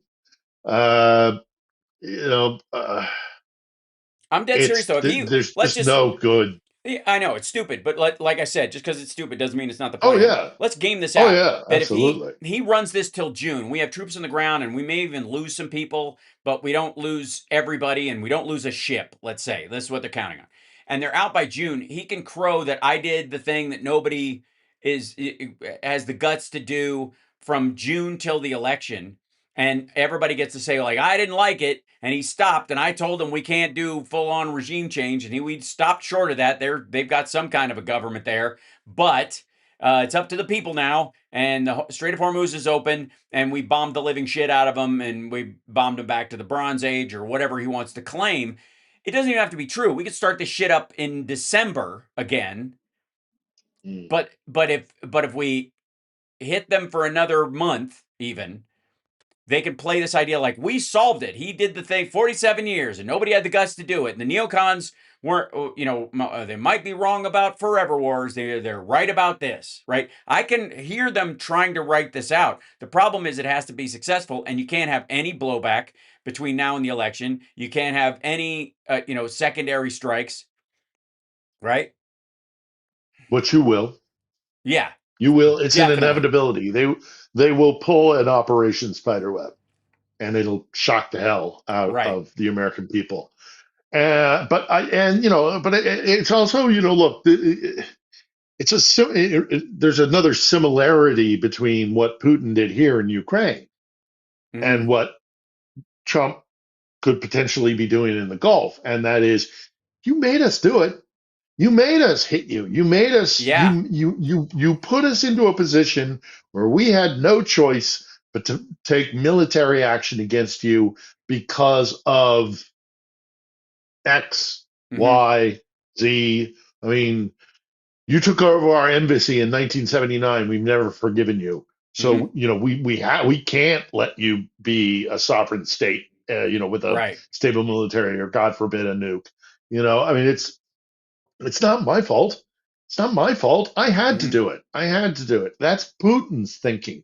That's what Putin sold the Ukrainian war to his people and tried to sell globally. We were forced to do it because they're belligerent, and we felt threatened by them. So Hmm. instead of, you know, hashing it out diplomatically, or, just preparing our defenses as best we can. No, best defense is a good offense. We had Right. to hit you first. Right. And I could absolutely see Trump pulling that kind of, crap out of his ass, and at an exponentially larger level than what we've seen so far. Hmm. So, look, I'm it's going to happen in the middle of the night for me. So I don't know if I'm going to watch it live, but right. Probably not. I'm a little anxious about So what he's going to yeah, say. as you would. And by the way, now that these tiny little drones can do so much damage, the idea of selling a giant $2 million drone goes down, as seen in this ad that I created for the FU-2 Chicken Hawk. That at one point was the future of unmanned defense for $2 million, marked down to 1995 while supplies last. So this is where AI can do some good work. I'm just saying. But I wanted to share with you a couple of things about stuff going on in terms of like the The war. reality, yeah, the war in Ukraine as well. So a couple of things. One is this: um, Ukrainian forces have destroyed a troop transport airplane that had 30 soldiers in it, an FP-2 drone, and the Su-34, which is one of their fighter jets, a fighter Hmm. bomber, in just the last, I want to say, week. Um, Yeah, and this was the April Fool's thing less. on the I think less. Like 72 hours. I think it's yeah, right. been. I Yeah. mean, it's yeah. Trump begins negotiating with Iranian leadership via a Ouija board. It's This good. is this is pretty good. I don't know that. I think that's more like political satire than actually an Back April in the Fool's joke, day, right? the agencies, the Associated Press and UPI every Hmm. year would put out one story of an April Fool's story, and it was our job in the newsroom to, to be like, I don't know about that one. Right, right. Get into too It's much always a trouble. little Okay, game, so little game we played between the agencies and the networks. this is Yeah, 12-hour workday. Yeah, yeah, sure. this right. So this is one of the other things. This goes out to like the Scott Ritters and the Jimmy Dores of the world who are still like crowing on Russia's behalf that they have a great economy. Tucker Carlson, that they got a great economy and it's firing on all cylinders and they're kicking our ass and taking names. Oleg Deripaska thinks that Russians should switch to a new schedule as soon as possible. 8 to 8, 12-hour workdays, including Saturdays. So because things are going that good, and that brings me to where is it? This guy right here. Yeah. Um, I don't know how you do that when there's nothing to pay wages with. Russians predicted a wave of massive layoffs. They are like money issues are so fucking bad. How do you pay? I mean, I guess they're converting overtime by proposing the workday. This is probably what he's doing. So that instead of 8 hours and 4 hours of overtime, you just make it all the same wage, right? Like Trump's no tax on overtime lowered how much overtime money people are Or getting that, because they just or offer they you just make them work it, or they just make you work it, right. and pay is you get paid when you get paid. You're Right. Russian. Shut up. We're at Yeah. war. Yeah. In Russia, amid a That worsening that economic that that situation, mentality works. yep, falling In demand and Russia, rising that mentality taxes, works. a wave of layoffs is looming, predicts Vladislav Bikanov, managing partner of the recruiting firm Cornerstone. Businesses are preparing for a decline in performance and are trying to reduce the burden on the payroll. If a business has no turnover, it's simply impossible to pay salaries at the same level. Yep. Bikanov, They will just tell their workers that your payment is deferred.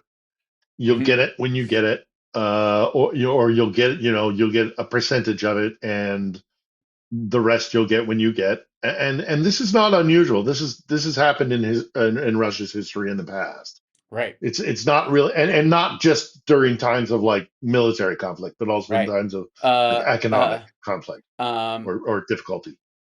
Bitmadikoff said, explaining that business activity typically declines in the summer, and entrepreneurs consider these hungry times.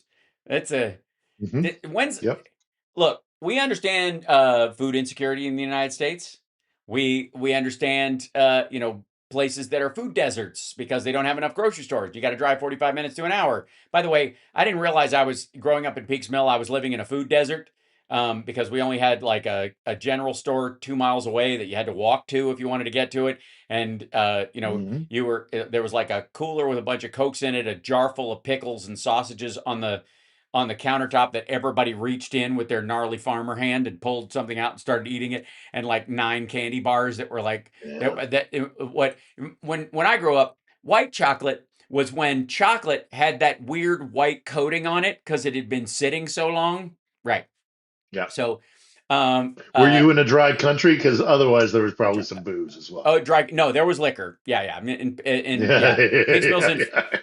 Peaks Mills in Franklin County. That's around where Frankfurt is, the Mm, capital. There's no way mm. there was going to be a dry county around Probably a there. whole big old wall of booze, Oh and yeah, then like a yeah. couple of cartons of eggs, and Right.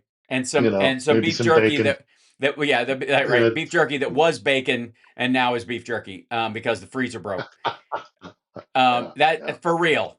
Yeah. Like Yeah. Oh, I know. I know. I know. people don't understand where I grew up. It's very funny. So, anyways, small businesses in Russia. We had it slightly better in rural Michigan, but Yes. I know what you're talking about. Yeah. So, small businesses in Russia are currently suffering the most, with nearly half of them, according to surveys, facing a collapse in profits by 2025. This is, we're over this right now. This already happened. Oh Like, yeah. yeah, they like Oh yeah. that was the survey from last year. Is that they were looking at by the end of last year they're collapsing. Now they just I guess Oh well, don't there was exist. a. Let me just pull this up here. Hmm. See if I can find it here. There was an announcement today. I think it was today. A report came out that oh shoot, Rosneft. Okay, so there are two big um, oil producers, state Hmm. oil producers in Russia. One is Rosneft, And and Gazprom. one is Gazprom. Gazprom is kind of the natural gas. Rosneft is the actual oil. Right. Uh, yeah. Okay. So it was today that they announced the analysis. 73% drop in 2024 of their net income in 1 year. In 2025. 73 Yeah. in Uh, 2025, yeah. they lost And 73% of their oil income. right. I mean, that's just devastating. And even look, and everybody's jumping up and down about the what the states is doing with the shadow fleet, and with kind of like trying to offset the crisis in the Gulf Right. with letting the Russians Hmm. sell some, move some oil around. Um, I'm not nearly as worried about it as many people are. The Ukrainians have a plan for this. We see what the plan is. They've in the previous year they've been hitting mostly either refineries or they've been hitting storage facilities because that was what made most sense.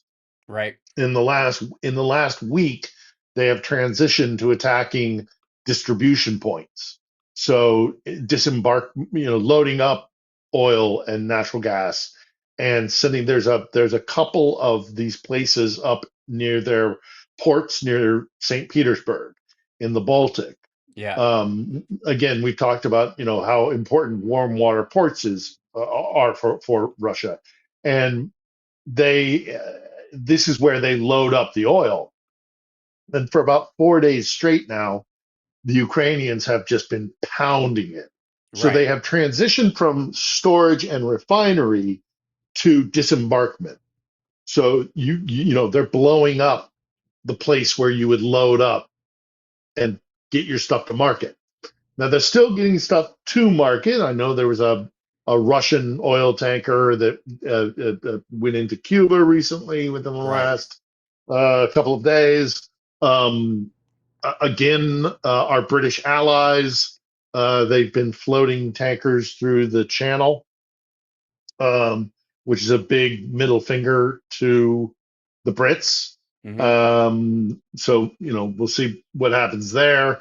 They've taken certain tankers, or the Americans have taken certain tankers off the Shadow Fleet list and legitimized them. Hmm. So there's that. But I don't think it can undo the damage that has been done to their oil industry. And Right. getting that money flowing again and getting it to and then again getting it to what black market weapon producers. Hmm.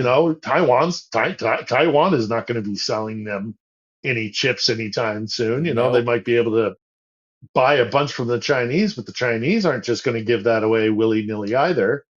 They're going to want their pound of flesh, and Right. it's also strategically not necessarily in their interest Right. to Because talk about make blowback. that I mean, happen. we Yeah, supplied arms to the Mujahideen and the Yusufzad, and that's exactly the people that supported Osama bin Laden and ended up, blowing back on us. It's strange bedfellows. This enemy of my friend is enemy of my enemy is my frenemy concept doesn't quite work as much as people think it does. And when it does, it's always temporary. And I think the Chinese are more reticent about it than we are, largely because they have with the Uyghur Muslims.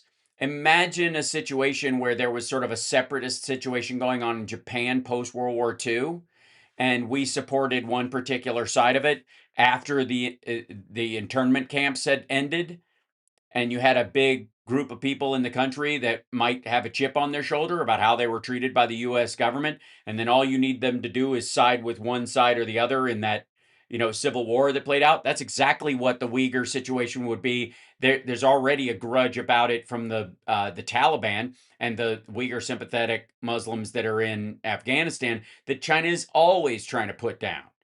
So yeah. let me.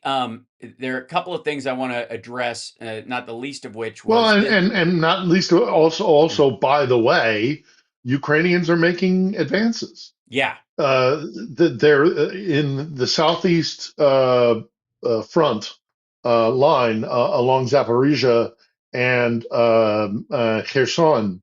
It's not huge, but Hmm. they do seem to have the momentum.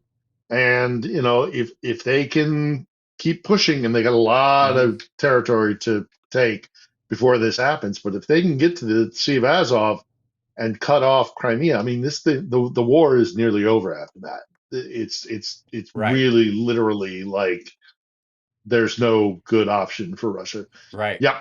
there it is. Now comes a Russian offensive, Yeah, and we'll but see this what is happens. We'll after see what years of happens. slowly losing ground. Ukrainian forces started the month of March with some rare momentum, mounting a counterattack on the open steppe of Zaporizhia region, one of the most fluid parts of the largely frozen front line. Ukraine in February gained more ground than it lost for the first time since 2023, according to analysts. And this is not an accident. This has a lot to do with what's going on currently, both in the overreach that you're seeing from Russia in the area and this kind of situation. Let me see if this is where. Okay, so this was the other thing that Trump is trying to do them a solid every way he can. He's talking shit about NATO.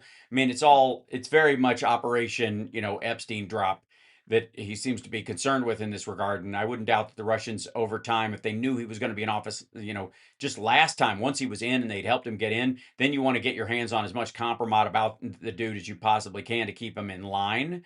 But so he's throwing them all kinds of, safety lines. It won't matter because they're so far underwater, no pun intended, in this circumstance. U.S. clears Russian Shadow Fleet tanker to deliver crude to Cuba. This was one of the other ones. Meanwhile, here it is.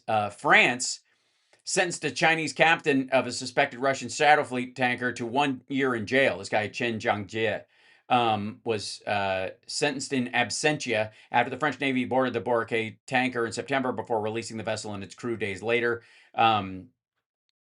If they catch him again, he's going to jail for a year is the idea. But they boarded this Boracay tanker in September, and it was part of the Russian. They consider it piracy. They can, this Yep. guy went in there, and then real quick, The French have stepped it up. The Scandinavians have stepped it up. yep. The Brits, yes and no. But yeah, the Europeans are stepping up, attacking Do you the think Shadow that's part Fleet. of his gripe? His gripe with NATO as much Starmer. as anything else? No, I mean the NATO countries. That they're actually doing something? Yeah, Yeah, about maybe. the Shadow Yeah, Fleet. sure. This might Yeah, be sure. where like Absolutely. Putin called and said, "You better get on this. Like you got to start telling these guys to go pound sand, or I'm going to get mad because they're taking my boats." Yeah. Then there's this one. And then I did see this. I did see Yeah. this too. Yeah. Yeah. The Russian Shadow Fleet is using Starlink. I'm sure he will claim that these are ships that are licensed out of I don't know Morocco They're or some shit flying like that. they're A flying different under flag. a Turkish flag, and Yeah, something like so, that. So or they're in how was I international supposed to know? waters. Right. So, Yeah. you So know, yeah, exactly. Highest bidder situation. But let me go past there. Like this is the terms of service on this site. Hold on, I have to turn off the reader to be able to. Anyways, vessels of Russia's Shadow Fleet are using Western technology, including, but not limited to, Elon Musk's Starlink system to coordinate their operations and investigations found. The Kyiv Independent spoke to 2 Ukrainian soldiers who said they had unwittingly become part of Russia's Shadow Fleet, the covert network of aging oil tankers the Kremlin uses to secretly dodge Western sanctions. Both sailors and 2 other sources told the publication that communication between tankers and their owners is often maintained using Western technology, including satellite phones and Starlink internet terminals. mhm. This is no surprise to anybody, and I think more and more you're going to see a sort of hands-off. Good guys or bad guys. I want everybody using my tech, because I need the fees or whatever. Or that there's an encouragement to use the under, the bad guys under the table because they pay more for it. You got to pay me like a keep your, keep mum fee about using it. I'll let you use it without turning it off, and when it's discovered, I'll tiptoe around it as long as you don't say we gave you the option or we're supporting you in what you're doing, right? So there may be more money to be made that way than in actually the regular run of the mill users, like some dude with a camper driving across the country. Yeah. Yeah, and Yeah, I mean, there are also, international satellite phone operators like Iridium or something that sure. Technically, blocking those U.S. is possible, Right. but you have to really localize. You have to actually get, something that blocks that particular phone, whereas Starlink is something that can be, switched off Hmm. remotely. So, it's, at least that's my understanding. I've used Iridiums for 20 years. Right. And you can have localized jammers, but knocking it out of the system, it's my understanding it's not really the way that works, Mhm. because everything's in low orbit and all anyhow. Yeah. There's a Regardless, yeah. So yeah, of course, big surprise. They're right. the problem is Starlink, Mhm. because again, it is Musk and Musk's His elite. affinity for helping Yeah. Moscow. And yeah, he's a They're the primary fellow supplier of his traveler at the very least. yeah, and they're the primary supplier of his aluminum for Teslas. He gets it cheap.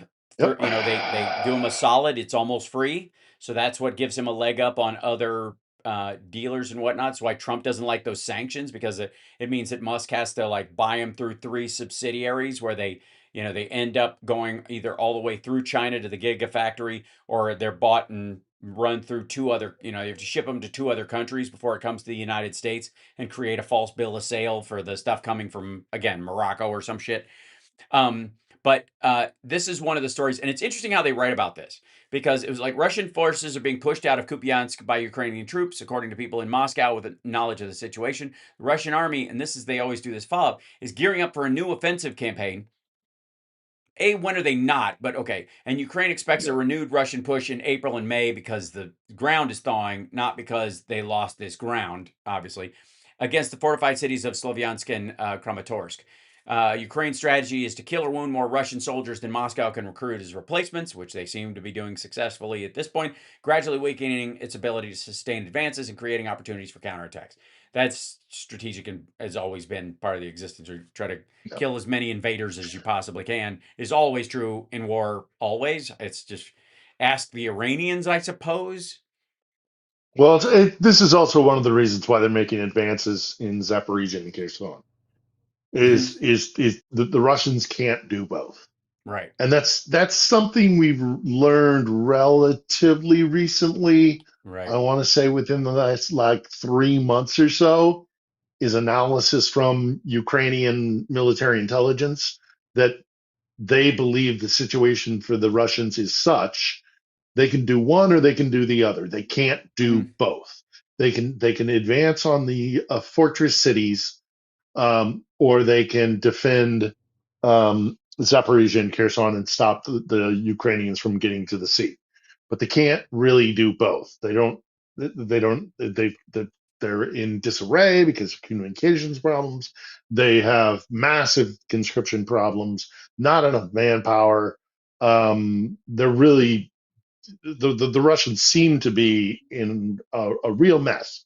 Getting pushed out of Kupiansk is a real big blow because, again, I mean, they've been fighting for Kupiansk for Yeah. months and months and Yep. months, and Kupiansk is not. Kupiansk is not Kramatorsk or even Slovyansk. Yeah. Uh, they don't have And they're Kramatorsk is close. Right. just They are a little bit. closer.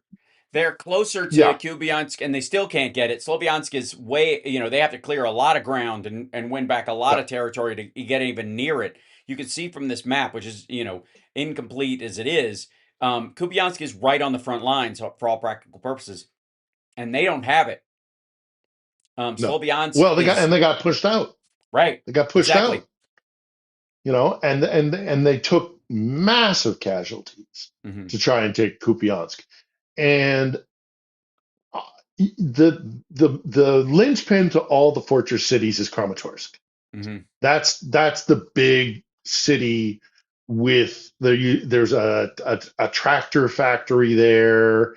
It's very famous in the Soviet Union. There's huge coal foundries and things like that, and Hmm. coal mines, and it's a massively industrialized city, built for hundreds of thousands of people. Right. There's no way they're taking Kramatorsk this summer. Hmm. No way whatsoever. Right. And then it's just going to be another grinding thing that you know And will cost them it's not for a lack of so many trying. people. They Nope. killed 3 people and including a 13-year-old boy, just recently Russians did with a glide bomb attack in Kramatorsk. Yeah. And let's see if I can bring this up on And here. I Yeah. think they had been in artillery range as well. So Mm-hmm. Yep. you never like to hear that. No. So this is, Ukraine war latest. Russian glide bomb attack on Kramatorsk kills 3, including a 13-year-old boy. This is March 29th. This is a couple days ago. The Russian glide bomb attack on Kramatorsk kills 3. Pro-Ukrainian partisans disabled electronic warfare equipment in the Novgorod Oblast. Group claims explosion in production area. Ukraine confirms Flamingo missiles hit explosives plant in Russia's Samara Oblast. Russian strikes killed Yes, 2 in Naftogans. that was Yeah, and then enormous explosion. and then they hit the Russians hit a maternity hospital in Odessa, killing 2 and injuring 14. Yeah. Was the other And in part? the last 24 hours, they've been concentrating on central and western Ukraine. I think they hit Lutsk, Ivan-Frankivsk. Right. You're right. It's not from a lack of trying, Yeah, they've and been they're not trying to. going to stop. Oh, And that's sweet. They just are going to look at right now. So. Oh, they are. Summer just brought me a NASA donut. you don't lose it. It's an Artemis NASA Yeah, that's very donut. cool. Yeah, Yeah, very cool. We've got to go. We can't watch the launch, or we hope they bump it maybe a half an hour. We'll be sitting there trying to listen to the doctor and going. Anyways, what were you saying? We're watching the launch. Excuse us. So she's probably an Artemis donut. Anyways, this I wanted to show you this real quick. The explosion in the production area. Ukraine confirms Flamingo missiles hit explosives plant in Russia's Samara Oblast. They are going through the same thing the Iranians are going through arguably right now, and they are each other's supplier, which is the weird part. So this was I love that it's named the Flamingo. I hope they're painting it pink, but a confirmed strike on the target was followed by an explosion in the production area. The general staff wrote the extent of the damage is being assessed. Initially, Russian Telegram media channels reported the attack. Photos and videos published on social media by local residents appear to show a large fireball emanating from the production plant located in the city of Chabayevsk. If you can find a picture of that explosion, it's enormous. Yeah, it's absolutely enormous. Yeah, I'll see if here you go. This is the allow. There we go. That's a picture of it. Hold on. See if I can bring that. Here you go. This. Okay. Whoops. Let me bring this down. I can bring up the Telegram channel on it real quick. Hold on. Quit it. I don't need the other window. I just need the part of it. You suck. Okay. It's always something. Let's see. Is this the? I got to translate it to English so I can see the whatever. Yaroslavl Yanis oil refinery. That's the fire. Hold on. This is the fire there. It's always you can see it from that far off. Right. There it is. I don't think that's that's the weapons factory, but no. I mean, look, they're pounding the what out of the Russians, and they're trying to pretend that it's not happening, but it is. Yeah. And you make a very good point in the fact that in a lot of ways the Iranians kind of need the Russians right now. Right. A little bit of vice versa, but it's not easy on that side of the equation either. So they're gonna pay for what they've been doing, and right. I don't see the Ukrainians. There's no lack of morale here. Right. We're still under attack. We get air raid sirens, constantly in the capital, and sometimes they get through and all the rest of it. But the Ukrainians are simply not going to stop. So, that's farther away. You can see how big that is from that far away. Look how huge that is. Yeah, and all the while, the Kremlin is shutting down things like Telegram and communication systems, and they're cracking down on a lot of Russians use their phones and Mhm. 4G, kind of technology on their phones to pay for basically everything. Right. The Moscovites and Peterburgers, the kind of elite in the cities, they've shut those off, and apparently that has infuriated a lot of Russians, especially Mhm. young Russians who Of rely on course. that technology. And all of it, it all points to things that are not going well for the Kremlin. Mhm. And I don't know, we'll see. It's all connected. What's happening in the Gulf will have ramifications of what happens here, and vice versa, as I say. Mhm. But um, I guess we see what POTUS says tonight, and then we'll take it from there. Yeah. Putin is screwed. Zelensky is fine.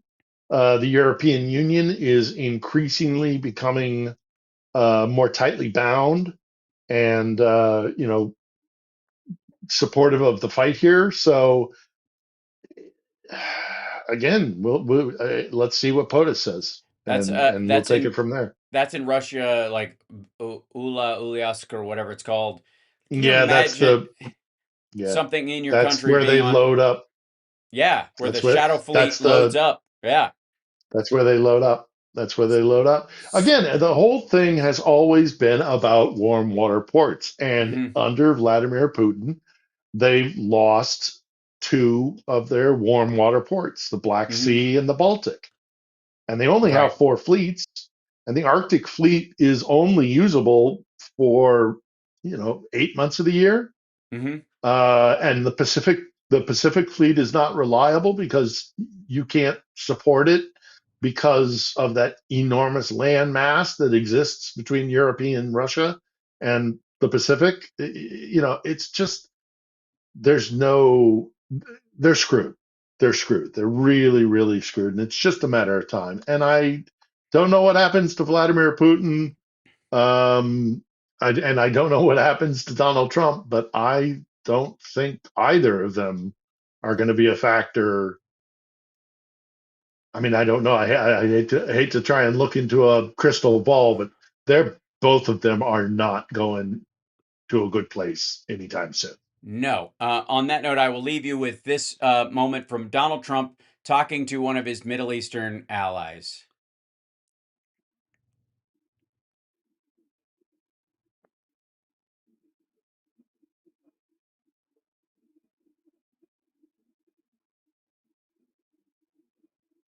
I can't hear it, but Oh, sorry. I saw this.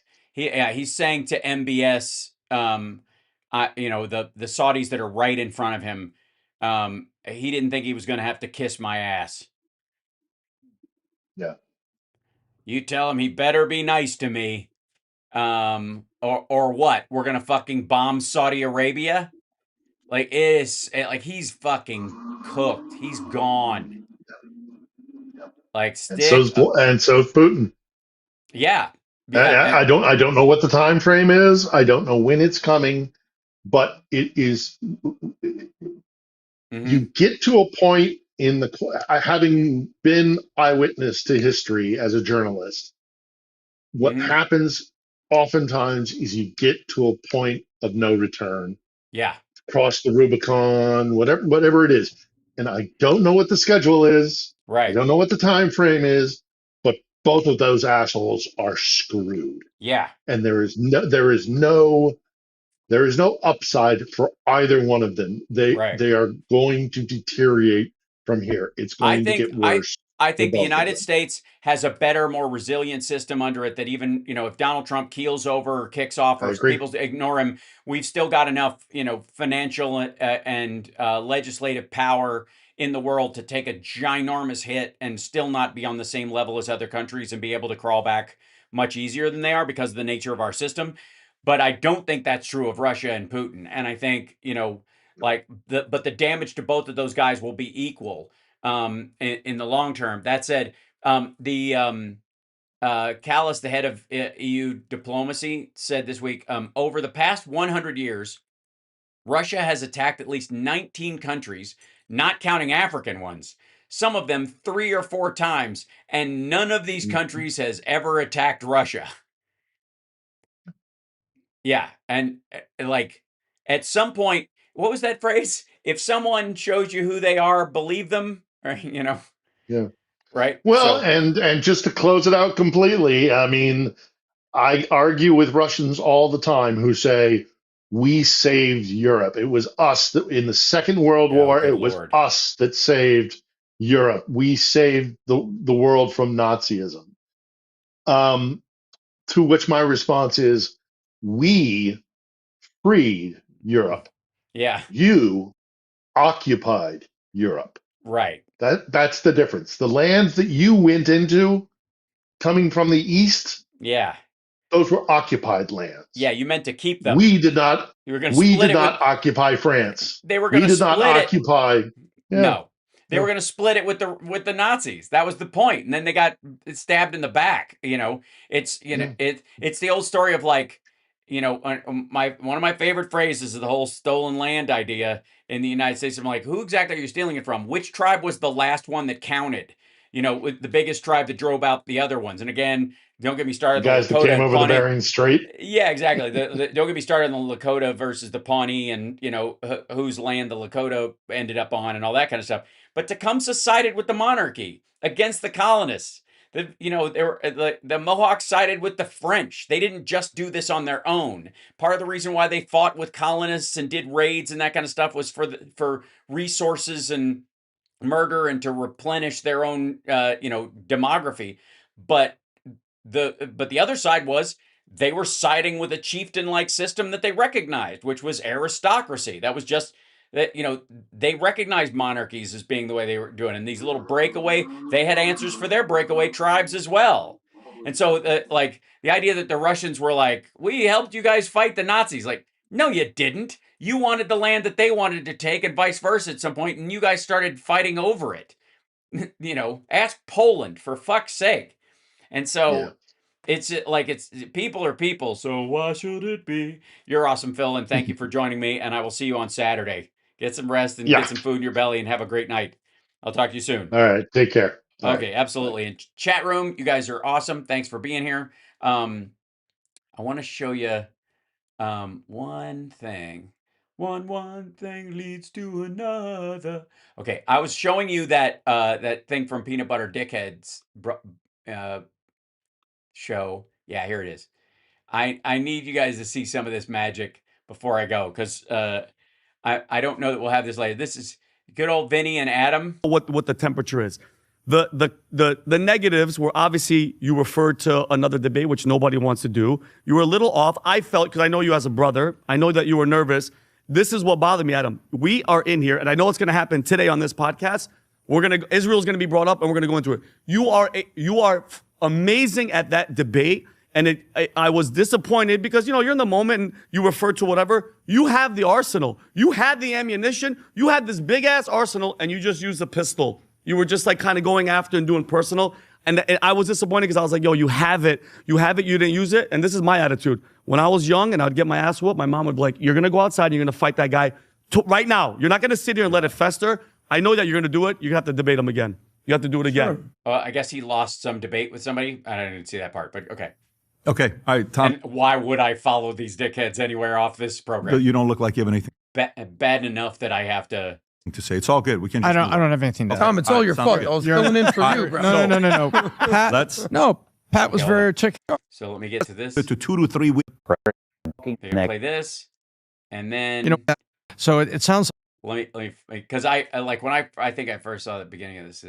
Yeah, here you go. Peace in the Middle East. It's Once they start throwing up the little bunny fuck yous, not going to happen. Unless everybody there comes to Christ. I'm being dead serious. Everybody in that, Jew, Muslim, everybody comes to Christ. You're never going to have peace, because Christ is about what? Loving him and loving your neighbor. All those neighbors, it'll never happen. Nobody wants to talk about that. All of them have to come to Jesus Christ. And I don't want to sound like a preacher up there on the stage. Yeah, it sounds exactly like that. That's the only way. So it's a fallacy to think that they're ever going to we're going to love and shake hands. Sure. It's fake. But I think he does have to, he has to come out today and go, hey guys, listen, everything that's going on, this is what I want. This is what's going to happen. and this is what's going to do. And again, whatever words come out of his mouth, I think we're talking about Trump speaking tonight. we have to see action, and I get it. I'm one of these people, Pat, that falls for the. I'm very impatient. Ask anybody that knows me. When I say I'm going to do something, I do. And when somebody says they're going to do it, I want it like this. And I'm just impatient. I need to teach myself, calm down. He's been in for a year. This war is a couple weeks in. I don't want it to continue any further or put boots on the ground, which I know we're going to talk about that. But I trust him. I've said this many times. I trust a guy that since the 80s, guys, and I know we'll get there, 80s has sat. Play the clip rap. Yeah, go for it. Pat, this. Okay, I think this is the part where they, like, yeah, we got to take the oil. We go in there, we take the oil. Here you go. This is it. And then there's back and forth. There's a point where Peanut Butter Dickhead doesn't manage to say anything, and the rest of them all kind of, trying to even it out. I don't know what the timing. It seemed like it was like right out of the gate on this one, but I don't know when I picked the show up. So it could have been after a break at some point. Hold on. Maybe they were later in the show because I so don't give a shit. The thousands that were in the street fighting and dying and pushing out their voices, and the wrestlers that were being hanged in the middle of the street. That's what this comes down to. And I'm very disappointed that Israel's attitude is, we're not gonna put troops. Meanwhile, we're trying to. Are they playing strategic games here? Why are they doing that? Why Adam, are they not committing to that? they said, why is America because committing it does to not this? have the logistics to sustain forces that far from home. Adam, Bibi Netanyahu went to Congress how many times and said Iraq, Iraq? How many soldiers were deployed in 2003 so you from fell for Israel? that? Time You out. fell for that No, also. I fell for Gotcha. what? Hold on. How many Israelis? Why did we go to Iraq? I'm going to wait. So, Pat, tell me why when I did can we just say go my to point. Iraq? What do you mean, why did we go to Iraq? Why did we go? We all said they had weapons of mass destruction. So we were lied who to. said it? How many troops? Bibi said it, and Okay, we believe there it is. it. We got it. Hold on one second. So Bibi runs all United States. okay, Got it. Pat, Adam, respectfully, say- you just yelled got at me it. and told me to let Tom, you lay out of finish. this. Go ahead. Let you finish. Go but ahead. You're not Years. even letting him No finish. How many Israeli Come on, troops? dude. This is going so well. I just wanted to share that with you because were deployed in 2023. it doesn't get better. Like I'm just like I could break it down and go through the like the beats that talk about, but why? Like they're just at each other's throats about this shit. It's glorious. Oh God. So I wanted to. I saw that this morning as I was doing my morning peruse of this horse shit before I started prepping for our guests and all that kind of stuff. And this was just kind of on in the background. I was like, oh, they're live. I don't even know that I've ever seen their show on when it's live. And it was just literally, I was like, it says live. I'll just click on it. And I clicked on it, and it was straight up like, or in Afghanistan. What do you mean? How many? Iraq? Zero. This is what it Zero. was. This is supposed to be a team effort. So this, If we go, you go. And they're not. So ultimately, what's your point? My point. What do you want to do with Israel? Adam, my point Go ahead. is, Give me your recommendation. guess. Like I literally clicked on live and I was like, oh, I wonder what the discussion is about this morning. Probably about the remarks this evening and the blah, blah. And then it was like straight up. What do you want to do? Put boots on the ground. Okay. Oh God, there will never be enough fucking popcorn, ladies and gentlemen.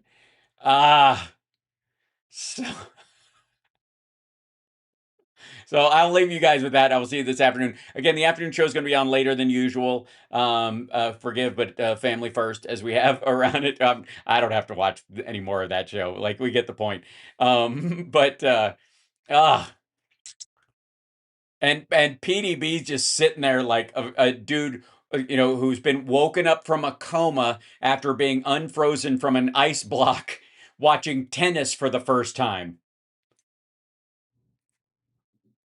What is this strange game? They did not have this when I was awake and alive and walking on the planet. Oh, it's so good. Anyways, much love to you guys, and I will see you later on today. Do I have another silly song? Hold on. I used so much of these things. Where is it? Oh, this page must be reloaded because it's requiring so much energy. You think? I've even got Telegram windows open. I'm eating all my RAM, clearly. So, I like the top one. I like this one better. So, I'll leave you with it. Hit the like, share the show. It's House Party Maker Worldwide.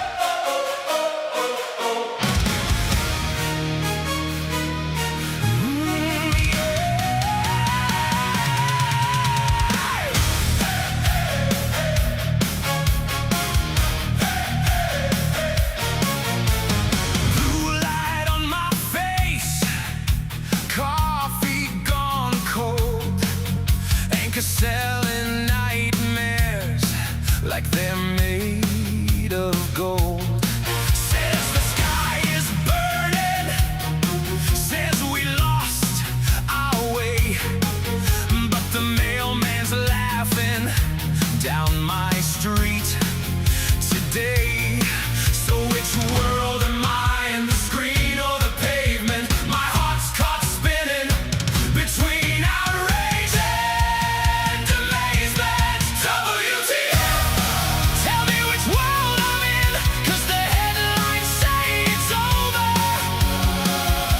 but I hear kids still singing. WTF, is this chaos or a glitch when the talking heads cry doomsday, but my neighbors plant a garden in the ditch?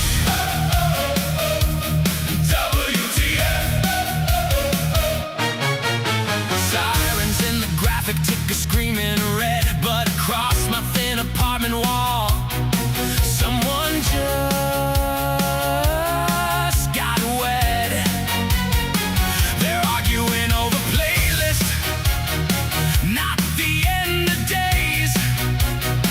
Mom's tying tiny laces for the first time off the stage. I'm scrolling for the monsters, they promised me a 10, Keep an eye out for but it's End traffic, Times. dogs, and jaws.